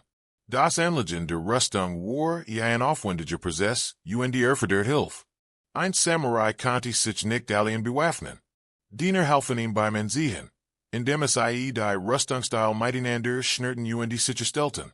Das alles richtig saß und sich frei bewegen ließ. Dies Abhängigkeit von anderen spiegelt den gemeinschaftlichen Charakter des Samurai-Lebens weiter. Ein Krieger war kein isoliertes Individuum, sondern Teil eines Haushalts und Clans, darin unterstützt. Rüstung und Waffen erfüllten neben dem Physischen, Schutz auch psychologisch weg. Aufwendig, unverwechselbar Rüstungen machten Krieger erkennbar. Wichtig in einer Kultur, die großen Wert auf den Ruf der Einzelnen legt. Das 14 Flossend Außerhin Japansider Samurai mit Dämonenmasken und Gehornten Helmen keine Fein Schauen, Wort dem Kampf einschuchtern. Das Geräusch der Rüstung, das Rascheln von Seidenschnüren, das Klirren von Metallplatten kündigten die Anwesenheit eines Kriegers und die Schuffen ein akustisch Signator der militaristischen Macht. Die Instandhaltung von Waffen und die Rüstungen war ein Standage Pflicht. Schwerter müssen regelmäßig Gerenheit und geholt werden, Rost vorzubugen. Rüstungen müssen inspisiert und repariert werden, wobei Geresin Schnur oder Bestedeit Platten ersetzt werden müssen. Dies Instandhaltung war nicht bloß mechanische Arbeit, sondern eine Form der Meditation und der Verbundenheit mit der eigenen Ausrüstung. Ein Krieger, der seine Ausrüstung vernachlässigt, seit mangeln Disziplin und Respekt vor seinem Beruf. Die Ökonomie von Waffen und Rüstungen offenbart viel über die Samurai-Gesellschaft. Hochwertig schwerter berühmter Schmied waren enorm teuer, und nur für wohlhabend Samurai erschwinglich. Auch Rüstungen waren kostspielig. Wohlständiger Anzug entsprach dem Jahrlohn eines einfachen Manns. Dies Ausgeben schufen sichtbar Unterschied innerhalb der Samurai-Klasse. Wohlhabend Krieger mit der besten Ausrüstung und Armor, Samurai mit funktionaler, aber einfacher Ausrüstung. Waffen und Rüstungen wurden über Generationen vererbt und sammelten, so geschick und Bedeutungen. Ein Schwert, das vom Vater und den Sohn weitergegeben wird, trug nicht nur Material und Wert, sondern auch familiar Serbi und sich.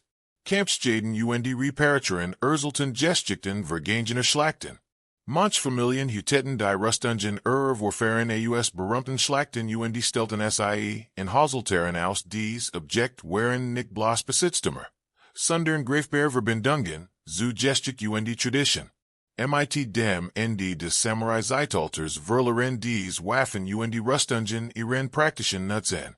Viele wurden zerstört oder verkauft. Dort genig haben in Tempeln, Schreinen und Familiensammlungen überlet. Sadas were sie nach Hut studieren können. Museen weltweit sehen Samurai-Waffen und Rüstungen und ermöglichen es den modernen Menschen, ihr Handwerkskunst zu bewundern und sich die Krieger vorzustellen, die sie trugen. Dies Objekt, die Hutstum sind, tragen nach immer die Echos jener Zeiten sich, als die Samurai in ihren Kämpfen aufleben und Tod beschützen und bewaffneten. Kapitel 15. Die Eugen Krieger.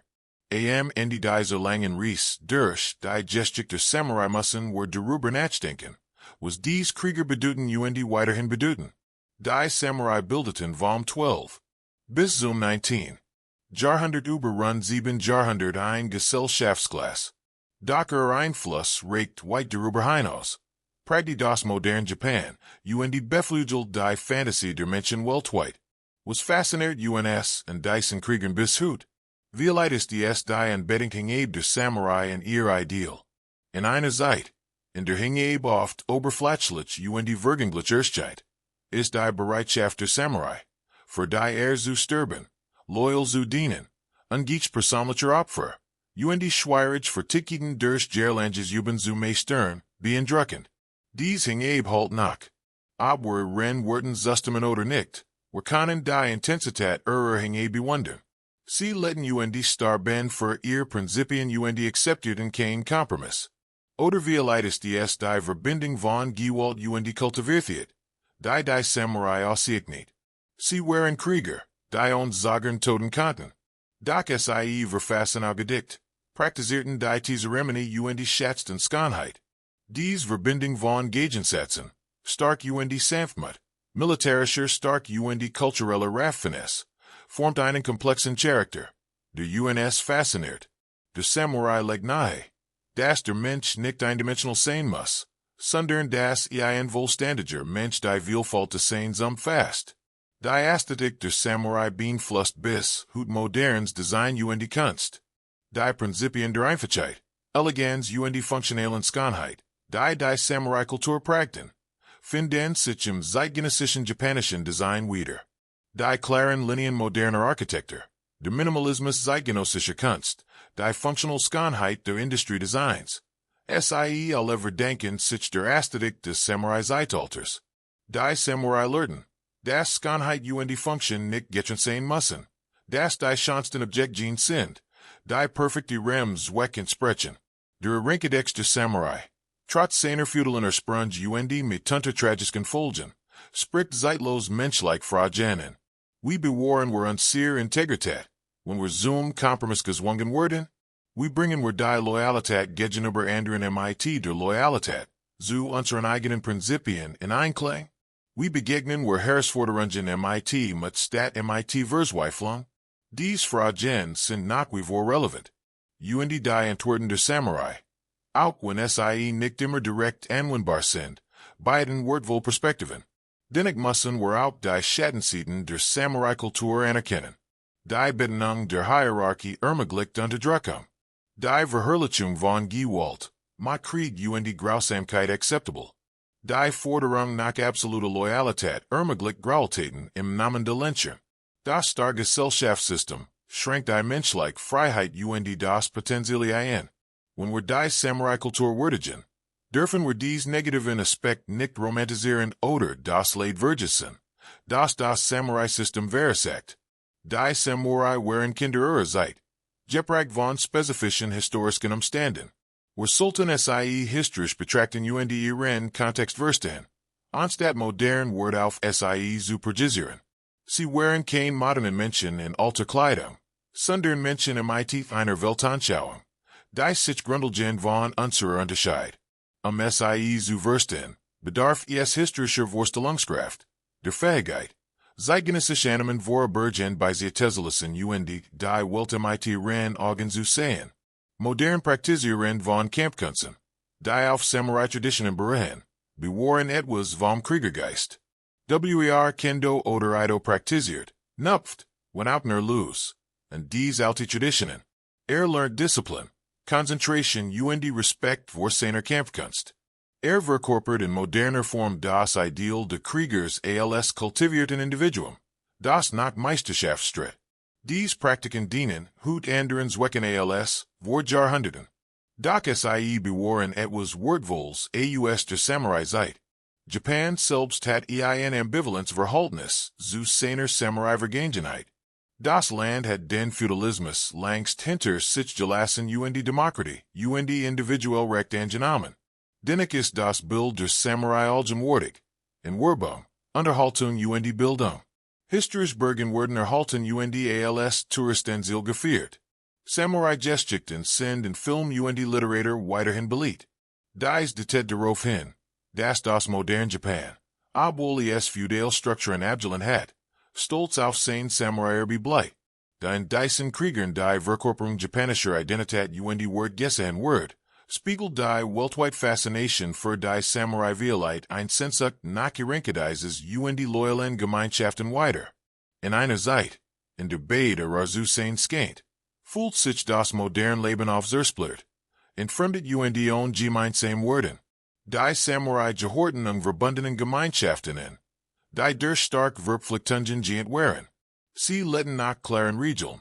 Direkt Recht. Acceptables Schandliches definierten. Ob dies Klarheit unreal oder nur scheinbar war. Sie sprach mentionen. Die von der Komplexität Vieldeutigkeit der modernen Welt überfordert waren. Das Zeitalter der Samurai indeed, while historisch Kraft, Modernisierung, Industrialisierung westlicher Imperialismus überflüssig machten. Wedger mit nach Geschicklichkeit mit traditionellen Waffen konnten der modernen Militärtechnologie weiterstehen. Kein Feudalsystem konnte mit der modernen Staatsorganisation mithalten. Die Samurai verschwanden nicht, while sie schlecht oder schwach waren, sondern while sich die Welt so verändert, dass ihr Gesellschaftsstruktur nicht mehr tragfähig war. Ist tragisch zugleich unausweichlich. Doch in gewisser Weise ist das Zeitalter der Samurai untergegangen. Ihr Wort haben sich gewandelt angepasst, prägen, das moderne Japan bis heute. Die Bedeutung von Loyalität, Disziplin Pflichtbewusstsein formt weiterhin die Japanische Kultur. Die von den Samurai entwickelten ästhetischen Prinzipien beeinflussen, Kunst Design bis heute. Die von ihnen praktizierten Kampfkunst lehren bis heute weltweit körperlich geistige Disziplin. Die Geschichten ihrer Heldentaten inspirieren Menschen aller Kulturen. Die Samurai Mogen als Gesellschaftsklasse verschwunden sein. Docker let fort. Muss man ein Zentrale Lehr aus dem Leben der Samurai herausgreifen, where es wohl dies. Hingab die Disziplin führen, in jedem Bestreben zu Exzellenz. ABS nunnem die Meisterschaft im Schwertkampf oder in der Kalligraphie. Im Krieg oder in der Zeremonie get. Erfolg gefordert geduldig üben. Die Bereitschaft. Aus Fällen zu lernen. Jahrlanges oder Jahrzehntelanges Engagement. Die Samurai haben gesiegt. Das Menschen außergewöhnliches leisten können, wenn sie sich ihren Zielen mit ganzer Kraft widmen. Aufstieg von Provinzkriegern zu kulturellen Ikonen. Die Jahrhundert Kontinentium spannen. Verduidelijkt. We Menschen ihr Kulturens War Produkt bestimmter Zeiten Orte sind, aber gleichzeitig auch feig. Diese Sprung zu überwinden. Die Samurai waren tief in der mittelalterlichen japanischen Gesellschaft verwurzelt. Docker spricht auch im 21. Jahrhundert zu Menschen weltweit. Sie waren einzigartig universal zugleich. Und ihr seid gebunden doch auf gewiss weiß zeitlos. Dieser Ries durch die Geschichte der Samurai. Von ihrem Aufstieg im alten Japan über ihr Blutheit bis zu ihrem endgültigen Untergang. Zeichnet sich ein vielschichtiges Bild ab. Sie waren kein einfachen Helden oder Schurken. Sondern Menschen in schwierigen Zeiten. Die versuchten, zu bewahren, loyal zu dienen Shin in einem Leben zu finden. Das oftest Walt and Jaws and fand. Sie erlitten Erfolg Misserfolg. Richten gross begingen Graultaten. Schuffen Skanheit versagten leid. Kurs gesagt. Sie waren zutiefst menschlich. Vielitest das. Was ihr Geschichte bis hut so beginn macht. Das Zeitalter der Samurai ist vorbei, Word nie wiederkehren. Die Welt hat sich zu sehr verändert. Als das solche Kriegergemels wiedergeben kann. Doch was von ihrem Geist bleit. In den Kampfkunsten, den Dojos, den japanischen Kulturtraditionen, in den immer wieder erzelten Geschichten. In jedem, de nach Meisterschaft stritt, nach Prinzipien let Herausforderungen mutig begegnet. Das Schwert ist in der Shade. Die Rüstung ist abgelegt. Dr. Kriegergeist let fort, gewandelt, aber nicht erlichen. Inspiriert fordert uns weiterhin heraus. Schließ nun die Augen, lieber Zuhörer. Ruhe dich aus Trump von Nebelverhangen Bergen Kirschblüten. Von Kriegern. Die ihr Fähigkeiten erproben. Von Deitern. Die Vers komponieren. Von Altenbergen Zeremonien. Von einer Welt. In der alles bedeutet Krieger, Künstler Krieger waren. Trump von den Samurai. Von jenen unsterblichen Kriegern, deren Legend so lang fortbestehen wird. We Menschen Geschichten von Mut. True dem endlosen menschlichen Kampf vom Shin in einer vergänglichen Welt erzählen.